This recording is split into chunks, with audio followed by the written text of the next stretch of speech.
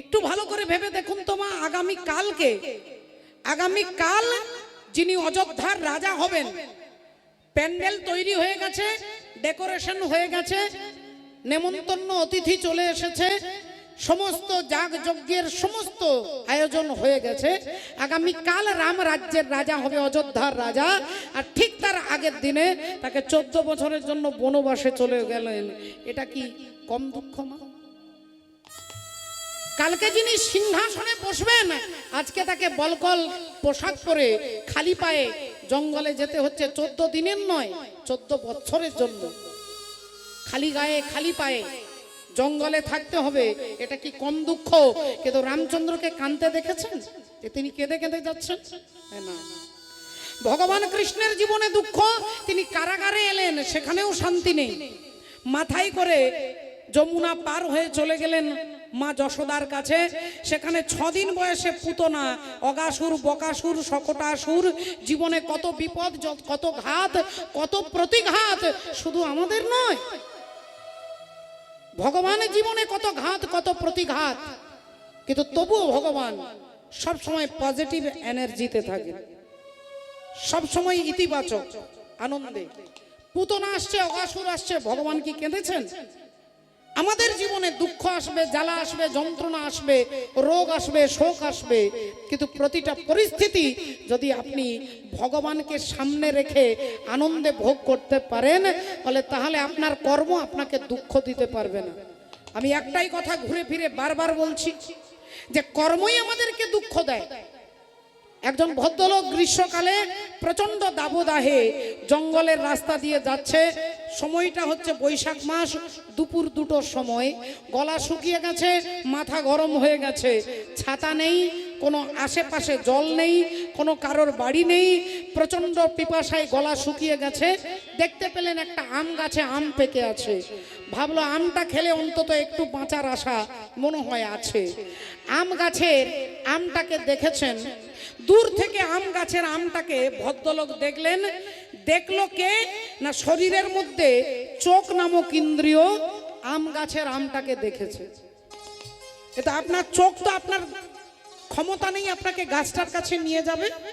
গাছটার কাছে নিয়ে যাবে কোন ইন্দ্রিয়? বলে পা নামক ইন্দ্রিয়। তাহলে আপনার পা গুলো নিয়ে গেল আম গাছটার কাছে, কিন্তু পায়ের ক্ষমতা নেই গাছের আমটাকে গাছ থেকে পেড়ে নেওয়ার। আমটাকে পাড়বে কোন ইন্দ্রিয়? বলে হাত নামক ইন্দ্রিয়। এই হাত দিয়ে আমটাকে পাড়লো। এবার আমের ছাল ছুলে আটি ফেলে শ্বাসটাকে নিয়ে হাত কি করলো? হাত তো হাতে রেখে দেবে না, হাত মুখে দিলেন। হাত দিল মুখে, আর মুখ কোথায় ট্রান্সফার করে দিল? বলে পেটের মধ্যে ট্রান্সফার করে দিল। ভালো করে দেখুন, ভালো করে বুঝুন। গাছের আমটাকে দেখলো তার চোখ, গাছটার কাছে নিয়ে গেল তার পা, আমটাকে পারলো তার হাত, হাত দিল মুখে, মুখ পাঠিয়ে দিল পেটে। আম খাওয়া হয়ে গেল। আর যেই আম খাওয়া হয়ে গেছে, গাছের মালিক একটা মোটা লাঠি নিয়ে তার ভদ্রলোকের পিঠের মধ্যে ধড়াম করে মেরেছে। আর যেই পিঠের মধ্যে মেরেছে, অমনি সঙ্গে সঙ্গে এত জোরে মেরেছে যে তিনি কাঁদতে শুরু করেছেন। এবার ভক্তিমতী মায়েরা, পিঠের মধ্যে মেরেছে, এখন পিঠ মনে মনে চিন্তা করছে যে আমার দোষ কোথায়, আমার দোষটা কোথায়? আম গাছের আমটাকে দেখলো চোখ, নিয়ে গেল পা, পারলো হাত, দিল মুখে, মুখ পাঠালো পেটে। তাহলে আমি পিঠ, আমার তো কোনো ভূমিকা নেই, তাহলে আমি বিনা দোষে মার খাবো কেন? তাহলে আমি থানায় যাব, আর থানায় গিয়ে এফআইআর করবো যে আমাকে বিনা দোষে আমাকে মারা হলো কেন? পিঠ মনে মনে ভাবছে। আপনারা মায়েরা ভাবছেন, বাবারা ভাবছেন, সবাই ভাবছেন সত্যি তো পিঠের কোনো দোষ নেই, তাহলে পিঠ বেচারা মার খাবে কেন বিনা দোষে? কর্ম ভুল করলো এরা, আর মার খাবে? বললেন না, কথাটা এখানে শেষ নয়, কথা এখানে শেষ নয়। যেই ভদ্রলোকের পিঠে মেরেছে, অমনি ভদ্রলোক কাঁদতে শুরু করেছে। আর ভদ্রলোক যখন কাঁদবে, তখন জলটা কোথা থেকে পড়বে মা? চোখ থেকে তো না, পিঠ থেকে? চোখ থেকে জল পড়বে। তাহলে প্রথম দোষটা কে করেছিলেন? চোখই দোষটা প্রথমে করেছিলেন। তাহলে কাকে কানতে হলো? চোখ। তাহলে কর্মের ফল ঘুরে ফিরে এ জন্মে নয় পরজন্মে, পরজন্মে নয় তার পরজন্মে, এই কর্মের ফল ঘুরে ফিরে একদিন আমাকে পেতে হবে। হরি বল। আমি সখাত সলিলে ডুবে মরি শ্যামা, দোষ করো নয় গো মা। আমার ধর্ম ধর্ম হলো কোদণ্ড স্বরূপ, পুণ্য ক্ষেত্র মাঝে আমি বাঁধিলাম কূপ, সে কূপে বেড়িল কাল রূপ জন, কালো মনোরমা মা দোষ করো নয় গো মা। তাহলে ভক্তমণ্ডলী, ভক্তিমতী মায়েরা দেখুন আজকে ঘটনা কি ঘটলো। মা গান্ধারী বলছে, তুমি যেমন আমার বংশে বাতি দিতে কাউকে রাখলে না, একদিন আমার মতো তোমার বংশ ধ্বংস হয়ে যাবে। ভগবান হাসি মুখে অভিশাপ মাথায় নিয়ে আর হাঁটতে হাঁটতে যাচ্ছে। এদিক থেকে ভগবান আসছে, এদিক থেকে অর্জুন যাচ্ছে। কৃষ্ণের সঙ্গে সকাল থেকে দেখা হয়নি, রাত্রে ঘুম আসবে না যতক্ষণ কৃষ্ণকে না দেখি। তাই অর্জুন এদিক থেকে আসছে আর ভগবান এদিক থেকে যাচ্ছে। অর্জুন যাচ্ছে মনের আনন্দে ভগবানের নাম গান গাইতে গাইতে। জয় রাধে। শ্রদ্ধেয় বাবা ঠাকুর, এই কমিটির বাবারা আপনাদের কাছে ভিক্ষার আচল নিয়ে যাবেন। ভগবানের গুণানুকীর্তন, নাম কীর্তন, ভক্ত সেবা, দেশের সেবা, দশের সেবা, সনাতন ধর্মের সেবার উদ্দেশ্যে আজকের ভিক্ষার আচল নিয়ে যারা যাবেন, আমি আমার তরফ থেকে 1001 টাকা আমার তরফ থেকে গোবিন্দ চরণে রইল। আপনারা যতটুকু পারবেন সেই ভিক্ষার আচলে তুলে দেবেন। জয় নিতাই গৌর হরি হরি বল। तेरे मर्जी का मैं हूँ गुलाम, ओ मेरे अलबेले राम।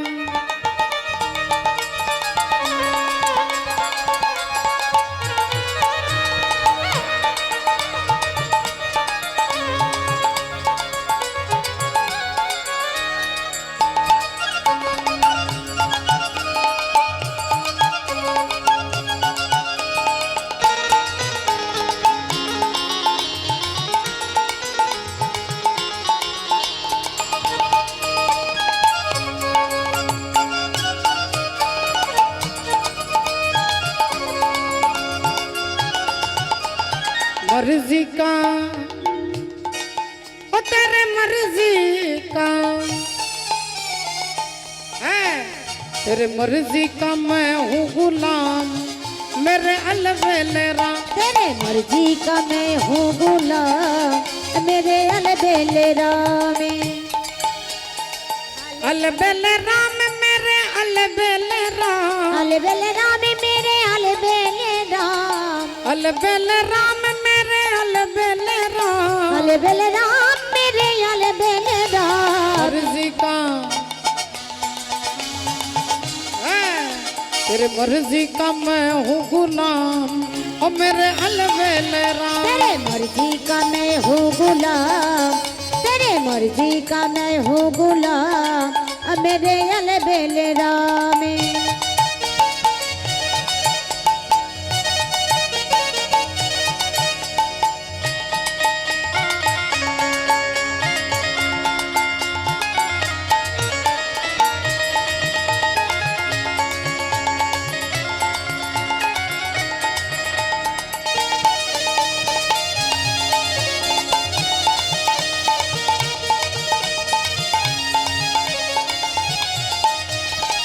कागज से तो है हंस बनाए, कागज से तो है हंस बनाए, कागज से तो है हंस बनाए, कागज से तो है हंस बनाए। मिट जाए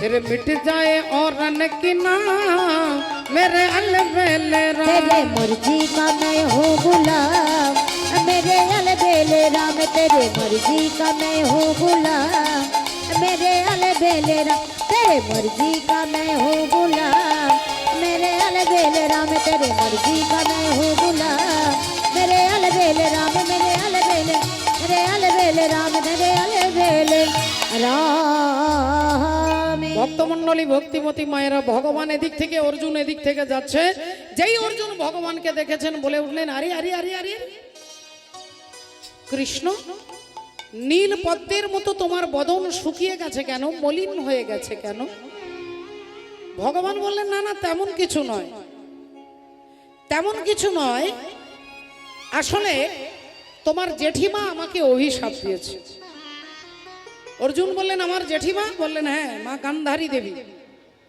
আর গান্ধারী দেবী আমাকে অভিশাপ দিয়েছে কি অভিশাপ দিয়েছে বললেন আমার বংশ নাকি ধ্বংস হয়ে যাবে ধ্বংস হয়ে যাবে আমার বংশ নাকি ধ্বংস হয়ে যাবে যেই বলেছে অর্জুন খিলখিল করে হেসে ফেলেছে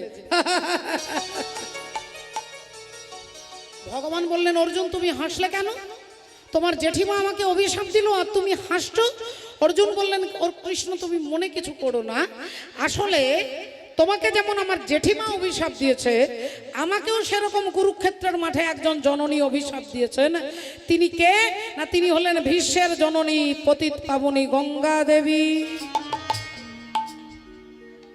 গঙ্গা দেবী আমাকেও অভিশাপ দিয়েছে কি অভিশাপ দিয়েছে মা গঙ্গার পুত্র হচ্ছে ভীষ্মদেব আর ভীষ্মদেবকে তীর মারতে মারতে তীরের বিছানায় সরসজ্জায় ভীষ্মদেব শুয়ে আছে শরীরের 2 আঙ্গুল জায়গা কোথাও খালি নেই অর্জুন তীর মেরে মেরে মেরে তীরের বিছানা তৈরি করে ভীষ্মদেব সেখানে শুয়ে আছে আর মা গঙ্গা দেবী সেই দৃশ্য দেখে কেঁদে কেঁদে বলছে ওরে বাপ অর্জুন তুই একজন মায়ের কাছে তার ছেলের এই দুর্গতি করেছিস আমি মা হয়ে তোকে অভিশাপ দিচ্ছি একদিন তুমি তোমার পুত্রের হাতে তোমার মৃত্যু হবে একদিন তোমার পুত্রের হাতে তুমি মরবে পতিত পাবনী গঙ্গা দেবী আমাকে অভিশাপ দিয়েছে আমি নাকি আমার ছেলের হাতে মরব তাহলে এবার বলো কৃষ্ণ আমাকে যে অভিশাপ দিল আমি ছেলের হাতে মরব আমার ছেলেরা কি কেউ বেঁচে আছে হ্যাঁ আমার ছেলেরা কেউ বেঁচে আছে আমার ছেলে অভিমন্যু কুরুক্ষেত্রের চক্রবুহে পড়ে মারা গেছে আমার ছেলে ইরা হরিবল শ্রুতকীর্তি অশ্বত্থামা যার মাথা কেটে নিয়ে চলে গেছে ভুল করে পঞ্চপাণ্ডব মনে করে আমার ছেলে শ্রুতকীর্তি মারা গেছে আমার ছেলে ইরাবণ বলে সেও মারা গেছে তাহলে আমার ছেলে বলতেই কেউ নেই তাহলে ছেলে আমাকে মারবে কি করে এ কথা যেই বলেছে ভগবান মনে মনে বললেন আচ্ছা আচ্ছা আচ্ছা আচ্ছা তাহলে তোমার অহংকার হয়ে গেছে তুমি গঙ্গা দেবীর দেওয়া অভিশাপ মিথ্যে করে দিয়েছো তোমার এই মনের মধ্যে অহংকার আজকে আমি অন্যান্য কাজ পরে করব আগে তোমার দর্প চূর্ণ করব অর্জুনের দর্পটাকে চূর্ণ করতে হবে কারণ আমি দর্পহারী মধুসূদন এই অর্জুনই আমার নাম রেখেছে তাহলে অর্জুনের দর্প চূর্ণ করতে গেলে ভগবান কথাটাকে ঘুরিয়ে দিলেন আর ঘুরিয়ে বললেন ওসব কথা বাদ দাও ওসব ছাড়ো ছাড়ো ওসব ছাড়ো অর্জুন তুমি আগে আমাকে বলো তোমার দাদা যুধিষ্ঠির যে অশ্বমেধ যজ্ঞ করছেন সেই অশ্বমেধ যজ্ঞের ঘোড়া যজ্ঞ করে ঘোড়াটাকে ছেড়ে দেওয়া হবে ঘোড়া ছুটতে ছুটতে ছুটতে ছুটতে যাবে যে রাজ্যের ওপর দিয়ে যাবে সেই রাজ্যের রাজা যদি ঘোড়াটাকে ধরে তাহলে পঞ্চপাণ্ডবের সঙ্গে যুদ্ধ করতে হবে যুদ্ধে যিনি জিতবে সেই রাজ্যটা তার হয়ে যাবে তাহলে তোমার দাদা যুধিষ্ঠির অশ্বমেধ যজ্ঞের ঘোড়া এখন বর্তমানে কোন রাজ্যের ওপর দিয়ে যাচ্ছে অর্জুন বললেন খবর এসেছে কিছুক্ষণ আগে যে আমাদের ঘোড়া যাচ্ছে মণিপুর রাজ্যের ওপর দিয়ে মণিপুরে ছিল রাজা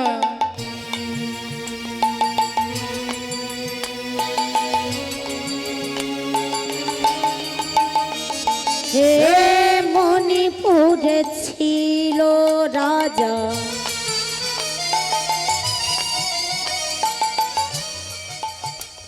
ও যে বব্রু বাহনে না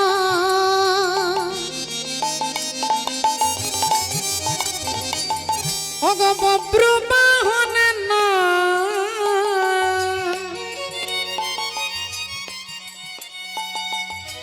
বব্রু বাহন না মণিপুরে ছিল রাজা বব্রু বাহনে না বব্রু বাহনে নামে বব্রু বাহন নামে অগধরে মে করে মে ছিল মতি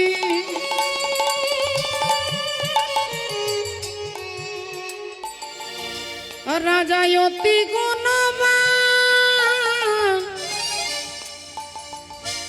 অতি গুণবান ওদের ধরিবে করিবে ছিল মতি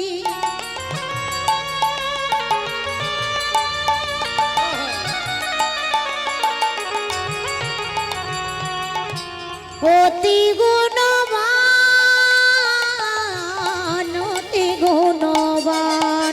হে মণিপুরে ছিল রাজা বব্রু বাহনে না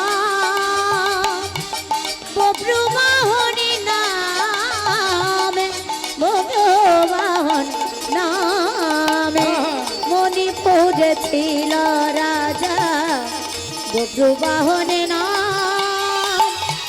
বব্রু বাহনে নামে বব্রু বাহন নামে মণিপুর রাজ্যের রাজা হচ্ছে বব্রুবাহন আর সেই বব্রুবাহনের রাজ্যের ওপর দিয়ে যুধিষ্ঠির অশ্বমেধ যজ্ঞের ঘোড়া যাচ্ছে আর যেই ঘোড়াটা তার রাজ্যের ওপর দিয়ে যাচ্ছে রাজা বব্রুবাহন ঘোড়াটাকে ধরেছে আর ঘোড়াটাকে ধরেই তিনি দেখতে পেলেন কপালে লেখা আছে রূপোর পাতাতে লেখা আছে যিনি সতীর পুত্র হবে তিনি এই ঘোড়াটাকে ধরতে পারবে আর অসতীর পুত্র হলে ঘোড়াটাকে ছেড়ে দেবে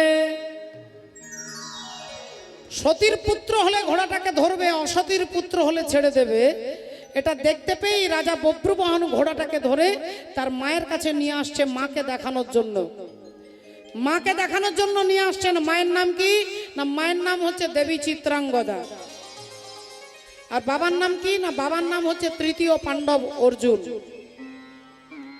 মায়ের নাম চিত্রাঙ্গদা বাবার নাম অর্জুন কিন্তু ছেলে তার বাবাকে চেনে না আর বাবা তার ছেলেকে জানে না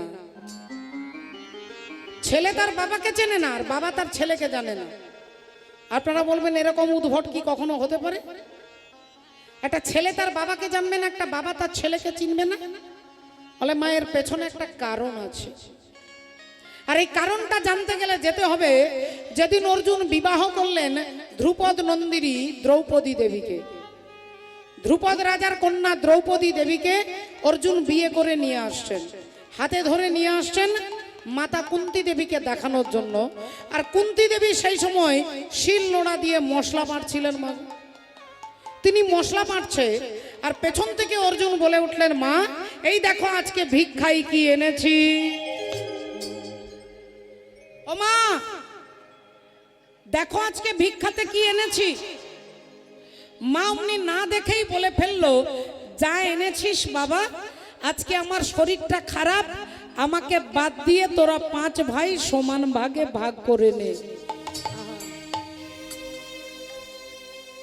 অর্জুন বললেন মা একটাবার দেখে কথা বলো একবার দেখো জননী একবার দেখো বললাম তো দেখবো না যা এনেছিস দেখার কি আছে 5 ভাই সমান ভাগে ভাগ করে নে অর্জুন বললেন মা দুবার হয়ে গেছে আর একবার বললেই কিন্তু হরি বল এখনো বলছি মা তুমি দেখে কথাটা বলো আরে কি মুশকিল তুই তো বিরক্ত করেই মারছিস আমাকে আরে বললাম তো দেখবো না দেখবো না দেখবো না আমাকে বাদ দিয়ে তোরা 5 ভাই সমান ভাগে ভাগ করে নে যেই বলেছে অর্জুন দ্রৌপদীর হাত ছেড়ে দিয়ে বললেন দ্রৌপদী আজ থেকে তুমি একা আমার স্ত্রী নও আজ থেকে তুমি আমাদের 5 ভাইয়ের স্ত্রী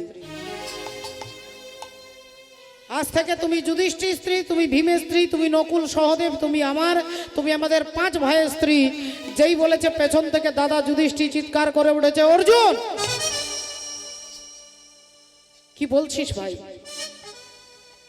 একটা নারীর 5টা স্বামী এ তুই কি বলছিস তুই পাগল হয়ে গেছিস অর্জুন বললেন দাদা আমি বলিনি মা বলেছে একবার নয়, দুবার নয়, তিনবার বলেছে যে যা এনেছিস তোরা 5 ভাই সমান ভাগে ভাগ করে নে। তাই মা যেখানে বলে দিয়েছে সেখানে অন্য কারোর সংবিধান চলবে না বাবা। হরি বল। যেখানে মা বলে দিয়েছে সেখানে ভগবানের সংবিধানও চলবে না। তাহলে এবার আপনারা মায়েরা বলবেন তাহলে আমরা যা বলবো তাই হবে? তাহলে মা তো অনেক আছে, লক্ষ লক্ষ মা আছে। কুকুর, বেড়াল, পশু পাখি, কীট পতঙ্গ সবাই সন্তানের জন্ম দেয়। তাহলে মায়ের কথার উপরে ভগবানের কথা চলবে না। সেই মাকে না, যে মা কৃষ্ণ ভক্তি পরায়ণা, একজন সতী নারী বাবা। কৃষ্ণ চরণে যার স্থির বিশ্বাস, তিনি যা বলে দেবে ভগবানের সংবিধান সেখানে চলবে না। সেই কলমটাকে ভগবান মুছতে পারবে না। সেই কুন্তী দেবী, অর্জুন বললেন মা বলে দিয়েছে। তাহলে এবার আপনারা বলবেন কুন্তী দেবী তিনি ভগবানের একনিষ্ঠ, ভগবত চরণে তার 100% বিশ্বাস। কিরকম বিশ্বাস? বলে যখন ছোটবেলায় পঞ্চপাণ্ডব যখন ছোট ছিল, দুর্যোধন দুঃশাসন ছোট ছিল, সমস্ত ভাইয়েরা একসঙ্গে খেলা করছে, একটা গাছের উপরে সবাইকে চাপিয়েছে ভীম। সবাই গাছের ডালে ডালে চেপে আছে, গাছের ডাল ধরে আছে, আর ভীম গাছের নিচে গাছের গোড়ায় দাঁড়িয়ে গাছটাকে যেই নাড়া দিচ্ছে, অমনি গাছের ওপরে যারা ছিল ধপ ধপ করে সব মাটিতে পড়ছে। 100টা ভাই গাছে চেপেছে আর ভীম গাছের গোড়াটা ধরে নাড়া দিচ্ছে, সব গাছ থেকে পড়ছে। দুর্যোধন ভাবলেন তাহলে আমার পথের কাঁটা হচ্ছে এই ভীম, আমার পথের কাঁটা হচ্ছে ভীম। তাহলে ভীমকে রাস্তা থেকে সরাতে হবে। কিভাবে সরাবো? বলে খুব সোজা।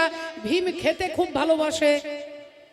1 হাঁড়ি পায়েস রান্না করে পায়েসের মধ্যে বিষ দিয়ে আর ওই 1 হাঁড়ি এনে ভীমকে দিয়ে বলছেন ভাই আজকে এই 1 হাঁড়ি পায়েস এনেছি, তুই আগে পেট ভরে খাবি, তারপরে যা বাঁচবে আমরা খাবো।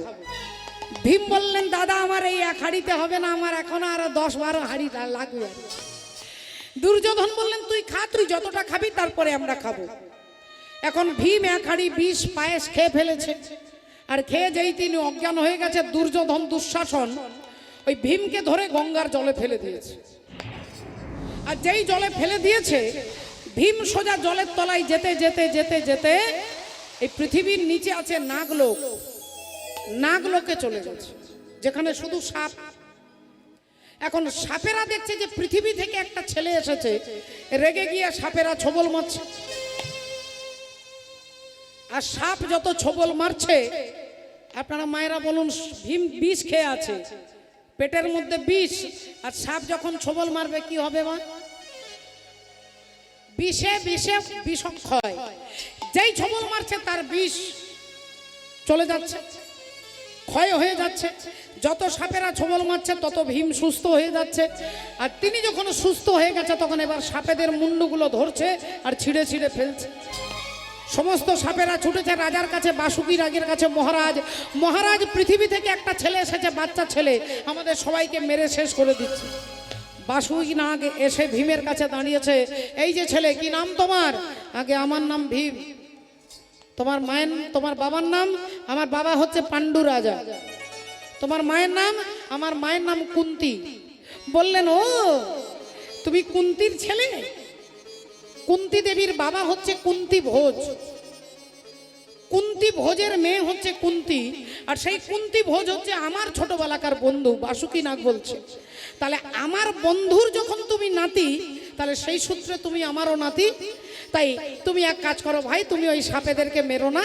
তোমাকে ভীম বিষ খাইয়ে দিয়েছে, আমি তোমাকে অমৃত খাইয়ে দিয়েছি। আজ থেকে তোমার নাম দিলাম বৃকোদর। ভীমের নাম হচ্ছে বৃকোদর। আমাদের পেটের মধ্যে একটা অগ্নি আছে যাকে জঠর অগ্নি বলে। আর ভীমের পেটের মধ্যে 2টো অগ্নি আছে, বৃক নামক অগ্নি আর জঠর অগ্নি, এই 2টো অগ্নি। আজ থেকে তোমার নাম বৃকোদর। এদিকে কুন্তী দেবীর কাছে খবর গেছে, বিদুর গিয়ে বলছে তোমার ছেলে, মেজ ছেলে আর বেঁচে নেই। তোমার মেজ ছেলেকে দুর্যোধন বিষ পায়েস খাইয়ে গঙ্গার জলের মধ্যে ফেলে দিয়েছে বৌদি। তাই তুমি 4টে ছেলেকে যদি বাঁচাতে চাও, এদেরকে নিয়ে পালিয়ে যাও। এইখানে তুমি ভালো থাকতে পারবে না, পালিয়ে যাও, তোমার ছেলে আর বেঁচে নেই। যেই এ কথা বলেছে, একবার মায়েরা ভেবে দেখুন তো মা, যত যত মায়েরা বসে আছেন বুকে হাত দিয়ে বলুন, আপনার বাড়িতে এসে যদি আপনাকে খবর দেয় আপনার ছেলে রাস্তায় পড়ে গেছে, আপনি রান্নাঘরে থাকতে পারবেন না, ঠাকুর ঘরে বসতে পারবেন না, টিভির সামনে বসতে পারবেন? আপনি ছুটে যাবেন না রাস্তায়, আমার ছেলে পড়ে গেছে। কুন্তী দেবীকে বলছে তোমার ছেলে আর বেঁচে নেই। কুন্তী দেবী ভগবানের মন্দিরে গিয়ে তিনি এক দৃষ্টে ভগবানের দিকে তাকিয়ে বলে উঠলেন, তুমি হলে বিপদ ভঞ্জন মধুসূদন, তুমি বিপদ ভঞ্জন মধুসূদন। আর সবাই বলছে আমার নাকি বিপদ হয়েছে, আমার ছেলে মারা গেছে, কিন্তু আমি বিশ্বাস করি তুমি যখন আমাদের পক্ষে আছো তখন এই জগতের কোনো শক্তি আমার বিপদ ঘটাতে পারে না। জগতের কোনো শক্তি আমাকে বিপদ ঘটাতে পারে না। স্থির বিশ্বাসে ওর মা কুন্তী দেবী, এক ফোঁটা তার চোখে জল নেই, তার মনের মধ্যে এতটুকু টেনশন নেই, চিন্তা নেই। তিনি স্থির চিত্তে বসে আছেন যে তুমি যখন আমাদের পক্ষে আছো তাই বিপদ ভঞ্জন মধুসূদন থাকতে আমার জীবনে বিপদ হতে পারে না। এদিকে জলের তলায় ভীম বলছে আমি আমার মায়ের কাছে যাব, আমার মায়ের কাছে যাব। বাসুকি নাগ বলছে বাবা ভীম তুমি এখানে একটু ঘুমিয়ে পড়ো। না আমি ঘুমোবো না, আমি মায়ের কাছে যাব, আমি মায়ের কাছে যাব। আচ্ছা তুমি এখানে আমার কোলে মাথা রেখে ঘুমো, তুমি ঘুম থেকে উঠে দেখবে তোমার মায়ের কোলে পৌঁছে গেছো। ভীম যেই বাসুকি নাগের কোলে মাথা রেখে ঘুমিয়ে গেছে, ঘুম থেকে উঠে কি দেখছে না, দেখে মায়ের কোলে শুয়ে আছে, মায়ের কোলে শুয়ে আছে, মায়ের কোলে শুয়ে আছে। ওগো অন্তরে জামি থাকে কাছে, মায়ের কোলে শুয়ে আছে, ওগো অন্তরে জানি থাকে কাছে, মায়ের কোলে শুয়ে আছে। ও যে অন্তরে জামি যার থাকে কাছে, মায়ের কোলে শুয়ে আছে, অন্তর জানি যদি থাকে কাছে, মায়ের কোলে শুয়ে আছে, অন্তরে জামি থাকে কাছে, মায়ের কোলে শুয়ে আছে। ও গো অন্তর জামি যদি থাকে কাছে, মায়ের কোলে শুয়ে আছে। এখানে বাসুকি নাগের কোলে ঘুমলো, এখানে উঠেই দেখছে তিনি মায়ের কোলে শুয়ে আছে। তাহলে এই মা হচ্ছে কুন্তী দেবী, যার একনিষ্ঠ বিশ্বাস। সেই মায়ের কথার উপরে ভগবানের কলম চলবে না বাবা, ভগবানের কলম চলবে না। রাধে রাধে। এই ভক্তিমতী মায়েরা, অর্জুন বললেন মা যখন বলে দিয়েছে 5 ভাগে সমান ভাগে ভাগ করতে, তখন দ্রৌপদী আমাদের 5 জনের স্ত্রী। যুধিষ্ঠির দাদা বললেন এটা হতে পারে না, আমি মানতে পারি না। 2 ভাইয়ের মাঝখানে ভগবান শ্রীকৃষ্ণচন্দ্র এসে দাঁড়ালেন, আর তিনি বললেন অর্জুন তুমি যা বলেছ তাহাই সত্য, আজ থেকে দ্রৌপদী তোমাদের 5 জনের স্ত্রী। ভগবান বলে দিয়েছে, যুধিষ্ঠির দাদাও মেনে নিলেন, ভীমও মেনে নিলেন, এরা সবাই মেনে নিলেন। কিন্তু আমাদের সমাজ আমরা মানতে একটু দ্বিধা বোধ করি বাবা। আমাদের আজকের শিক্ষিত সমাজ, আজকের যুবক যুবতী, আজকের ছাত্র ছাত্রী, আজকের সোশ্যাল মিডিয়াতে অনেক নোংরা নোংরা কথা বলে যে দ্রৌপদীর 5টা স্বামী, একটা নারীর 5টা স্বামী। হাসাহাসি করে, ফুর্তি করে, টোন কাটে, হরি বল রাধে রাধে। আমাদেরই ধর্মের মানুষ আমাদের ধর্মকে নিয়ে ছিনিমিনি খেলে, হাসে। কিন্তু যে দ্রৌপদীকে ভাবছেন একটা নারী, তিনি কিন্তু আমার আপনার মতো মাতৃগর্ভ থেকে জন্ম নেয়নি। দ্রৌপদী মায়ের পেট থেকে জন্ম হয়নি, দ্রৌপদীর জন্ম আগুন থেকে। আগুন থেকে তিনি উৎপত্তি বলে তার নামই হচ্ছে যাজ্ঞসেনী। যজ্ঞের আগুন থেকে তিনি সৃষ্টি হয়েছে। তাহলে যে নারী আগুন থেকে সৃষ্টি হয় তিনি আমার আপনার মতো সামান্য ন্যাচারাল এরকম নারী নয়। তাহলে তার 5টা স্বামী, আর সেই 5টা স্বামী বললেই হাসি পায়, কিন্তু সেই 5টা স্বামী আপনাদেরও আছে, আপনাদেরও আছে, আপনাদেরও আছে, আমাদেরও আছে। আর সেই 5টা স্বামী কে? এই 5 ভাই হচ্ছে 5টা তন্মাত্রের প্রতীক। ভারতবর্ষের প্রতীক হচ্ছে ভারতবর্ষের পতাকা। যদি বিশ্লেষণ করেন তাহলে দেখবেন ওটা একটা সিনথেটিকের কাপড়, সবুজ রং, সাদা রং, গেরুয়া রং, মাঝখানে অশোক চক্র। ওই পতাকায় যদি কেউ পা তুলে দেন তাকে রাধে রাধে, তাকে থানায় গিয়ে এফআইআর করবে, তাকে থানাতে থাকতে হবে। সেই ভারতবর্ষের প্রতি পতাকার যদি এত মর্যাদা থাকে, ওটা একটা ভারতের প্রতীক যদি হয়, তাহলে সেই পাঞ্চ তন্মাত্রের প্রতীক হচ্ছে যুধিষ্ঠির, ভীম, অর্জুন, নকুল, সহদেব। যুধিষ্ঠির হচ্ছে ক্ষিতি, ক্ষিতি মানে মাটি। অর্জুন হচ্ছে অপ, অপ মানে জল। মরুত হচ্ছে ভীম, ভীম মানে পবন পুত্র, পবন মানে নিঃশ্বাস, অক্সিজেন। ভীম হচ্ছে সেই মরুত। বোম হচ্ছে নকুল, তেজ হচ্ছে সহদেব। ক্ষিতি, অপ, তেজ, মরুত, বোম, এই পাঁচটা ভূত দিয়ে তো আমাদের দেহটা তৈরি হয়েছে মা। এটাকে পঞ্চভৌতিক দেহ বলে, পঞ্চায়েতি ধর্মশালা। এটা পঞ্চভৌতিক দেহ। এর মধ্যে ক্ষিতি আছে, অপ আছে, মরুত আছে, বোম আছে। তাহলে পাঁচটা ভূত দিয়ে আমাদের দেহ তৈরি। তাহলে এই দেহটাকেই তো আমি বলি চৈতালি। একে বিশ্লেষণ করলে মাটি, আগুন, জল এগুলো পাওয়া যাবে। তাহলে এই পাঁচটাকে একত্রিত করলে তবে গিয়ে বলছে আমি চৈতালি। তাহলে আমি চৈতালি, আমি এই বুকে হাত দিয়ে বলছি। তাহলে এই পাঁচটা শুধু স্বামী দ্রৌপদীর নয়, আপনাদেরও আছে, আমারও আছে। রাধে রাধে। ও যে বিন্দু রূপে ছিলে তুমি পিতার মস্তকে, পিতার মস্তকে। সবাই বলে আমি নাকি মায়ের পেট থেকে জন্ম নিয়েছি, আমরা নাকি মায়ের গর্ভে ছিলাম। না, আগে বাবার কাছে ছিলাম। আগে বাবার কাছে ছিলাম, তারপরে মায়ের কাছে এসেছি। বাবার কোথায় ছিলাম? বাবার ছিলাম পিটুইটারি গ্রন্থে, এখানে। হরি বল। বিন্দু রূপে ছিলে তুমি পিতার মস্তকে, আর কামা বেশে প্রবেশ করেছো মাতৃ জঠরে। এই মাতৃ জঠরেতে সেথায় রজে আর বীর্যে মিশে একটা শ্যাউলাকারে নিরাকারে আকার ধরেছো। আর সেই না দেশের কথা রে মন ভুলে গিয়েছো। আজকে সে কথা আর আমাদের মনে নেই। এ দেহের হিসাব দেখ,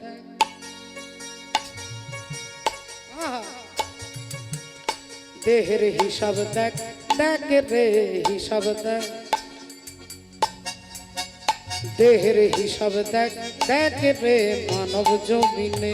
দেহের হিসাব দেখ, দেহের হিসাব দেখ, দেখ যে মানব জমিনে।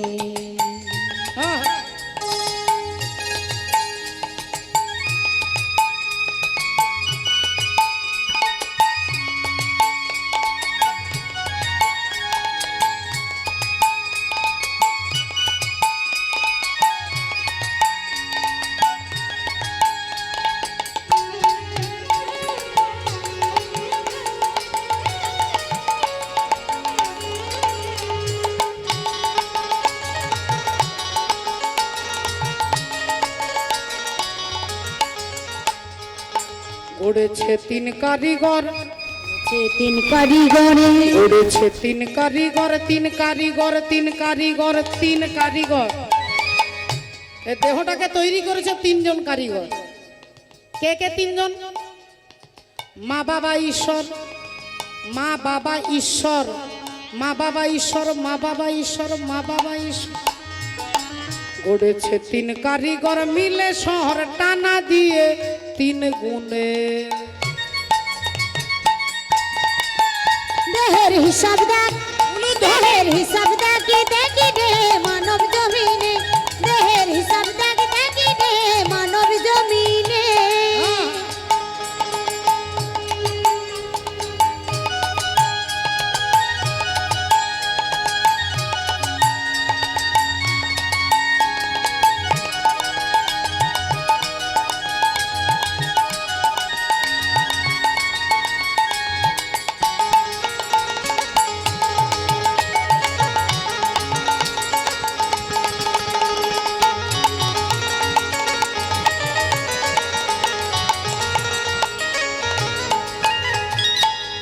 ও মায়েরা, আমি মায়ের গর্ভে কিভাবে একটা বিন্দু থেকে কিভাবে দেহটা তৈরি হচ্ছে দেখো। একে মিলে অনুজয়, দুইয়ে মিলে গর্ভের ওই জনমিল জননীর গর্ভে। রক্ত সাদা দুই রঙ ত্রিবেণী ওঠে তরং, জড় হলো জঠরের মাঝে। 2 মাসে দধি ভাসে মলমূত্রের পাশে বইসে রজে বীর্যে জঠরের সন্তান। দিনে দিনে বাড়ে লতা যেন কমলের পাতা, কিছুমাত্র পুতুলির আকাশ। চারি মাসে চারি স্থান, হস্তপদ চারিখান, পাঁজরা জড়িত 16 জোড়া, পৃষ্ঠপাশে খঞ্জে খঞ্জে যেখানে যেমন সাজে, যেন হলো বিশ্বকর্মার গড়া। পঞ্চমাসে পঞ্চপ্রাণ, চোখ মুখ নাক কান, বসে প্রাণ ননির পুতুলি। 6 মাসে ছাউনি চাম, তনুখানি অনুপাম। সপ্তমাসে সপ্তভানু, যেন প্রভাতের ভানু, খেলে রবি অরুণের কোলে। 8 মাসে অষ্টঘাতে তরঙ্গ লহরী ওঠে, গঙ্গা সাগর সমমেলা।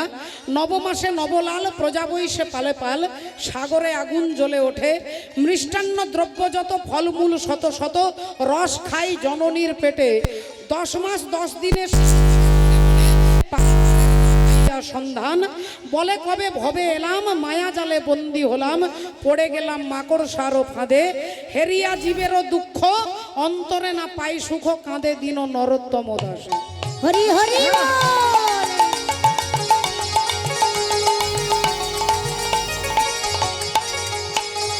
প্রথম মাসে দেহ ছিল শুক্র শনিতময়।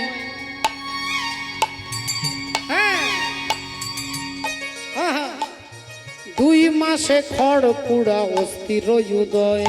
2 মাসের খড়ে পুরার অস্থির উদয়, 2 মাসের খড়ে পুরার অস্থির উদয়। আমার 3-তে তৃতীয় মস্তক জন্মায়, 4 মাসে তৈরি হলো হস্তপদ প্রায়।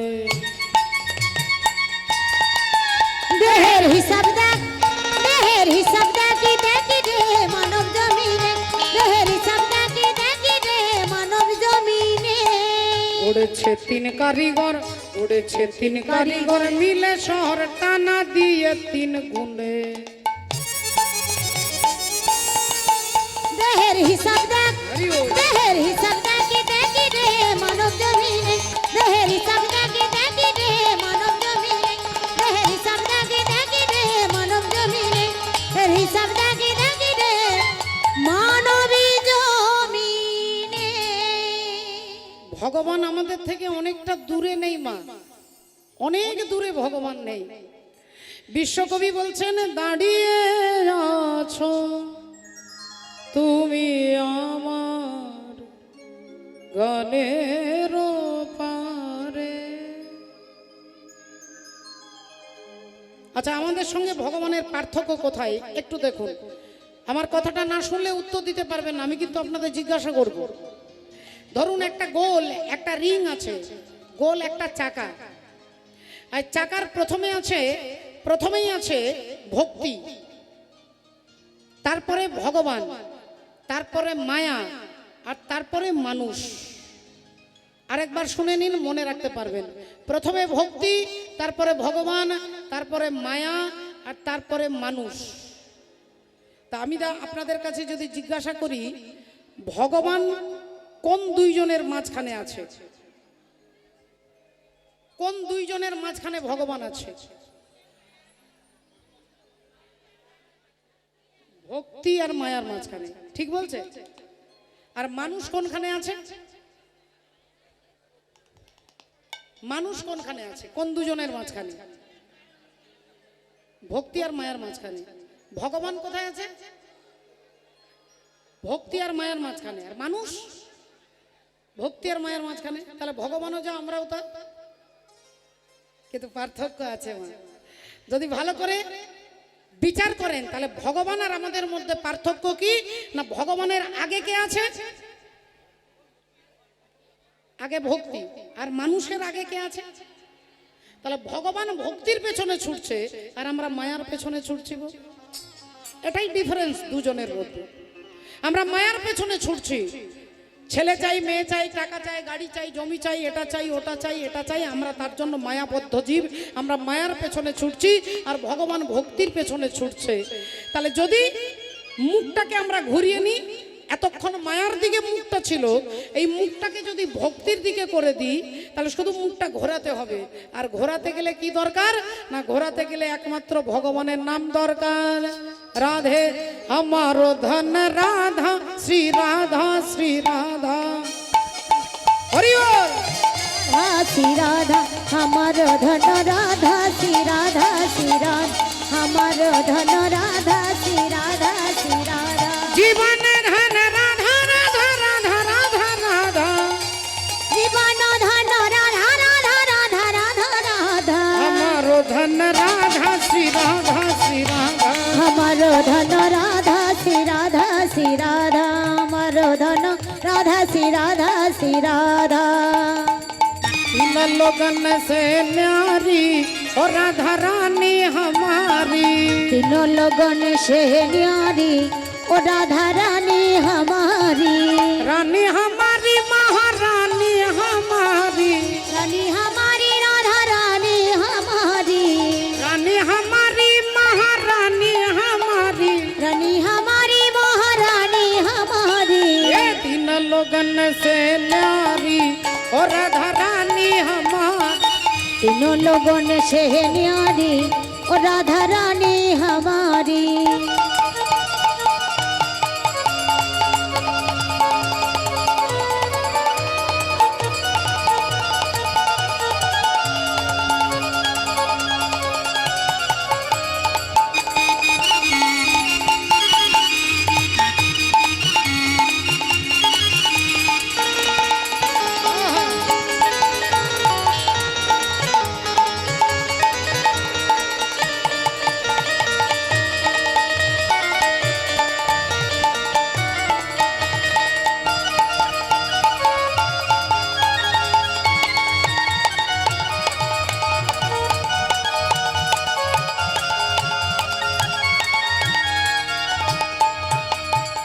सन का दित तेरो जस गावे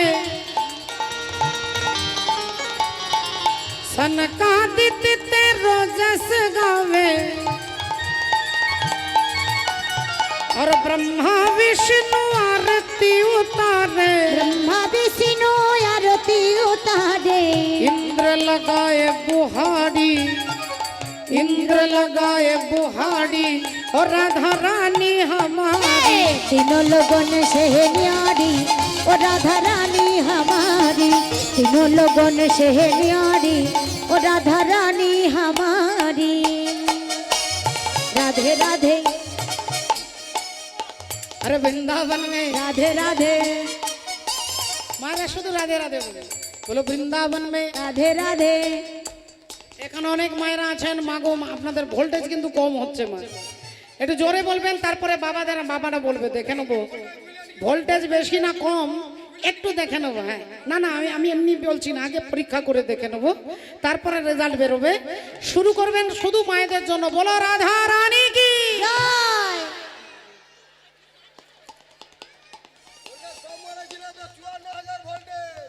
54,000 ভোল্টেজে কথা বলছে আচ্ছা বাবাদের ভোল্টেজ এবার দেখে নি মায়েরা তো রেজাল্ট বেরিয়ে গেছে এবার বাবাদের জন্য শুরু করবেন সমস্ত বাবা কাকা দাদা ভাই যারা রয়েছেন সবাই মিলে বলবেন বলো রাধা রানী কি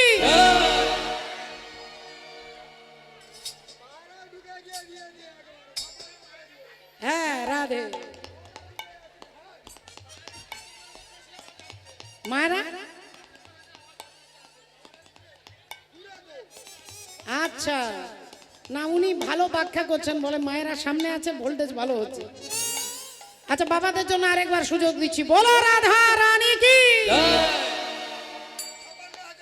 56,000 ভোল্টেজে কথা হ্যাঁ राधे बोलो वृंदावन में राधे राधे गोवर्धन में राधे राधे गोपाल गली में राधे राधे कान गली में राधे राधे केसी घट में राधे राधे बंसी वट में राधे राधे जावट तट में राधे राधे श्यामा प्यारी राधे राधे ओ राज दुलारी राधे राधे श्यामा प्यारी राधे राधे ओ राज दुलारी राधे राधे ओ वृंदावन में राधे राधे जावट तट में राधे राधे मान गली में राधे राधे कान गली में राधे राधे केसी घट में राधे राधे बंसी वट में राधे राधे ओ श्यामा प्यारी राधे राधे ओ राज दुलारी राधे राधे हमारी प्यारी राधे राधे सबकी प्यारी राधे ओ राधे न्यारी न्यारी राधे राधे ओ दरस दिखा दे राधे राधे ओ राधे राधे राधे राधे दरस दिखा दे राधे राधे हे, हमारो धन राधा श्री राधा श्री हमारो धन राधा श्री राधा श्री हमारो धन राधा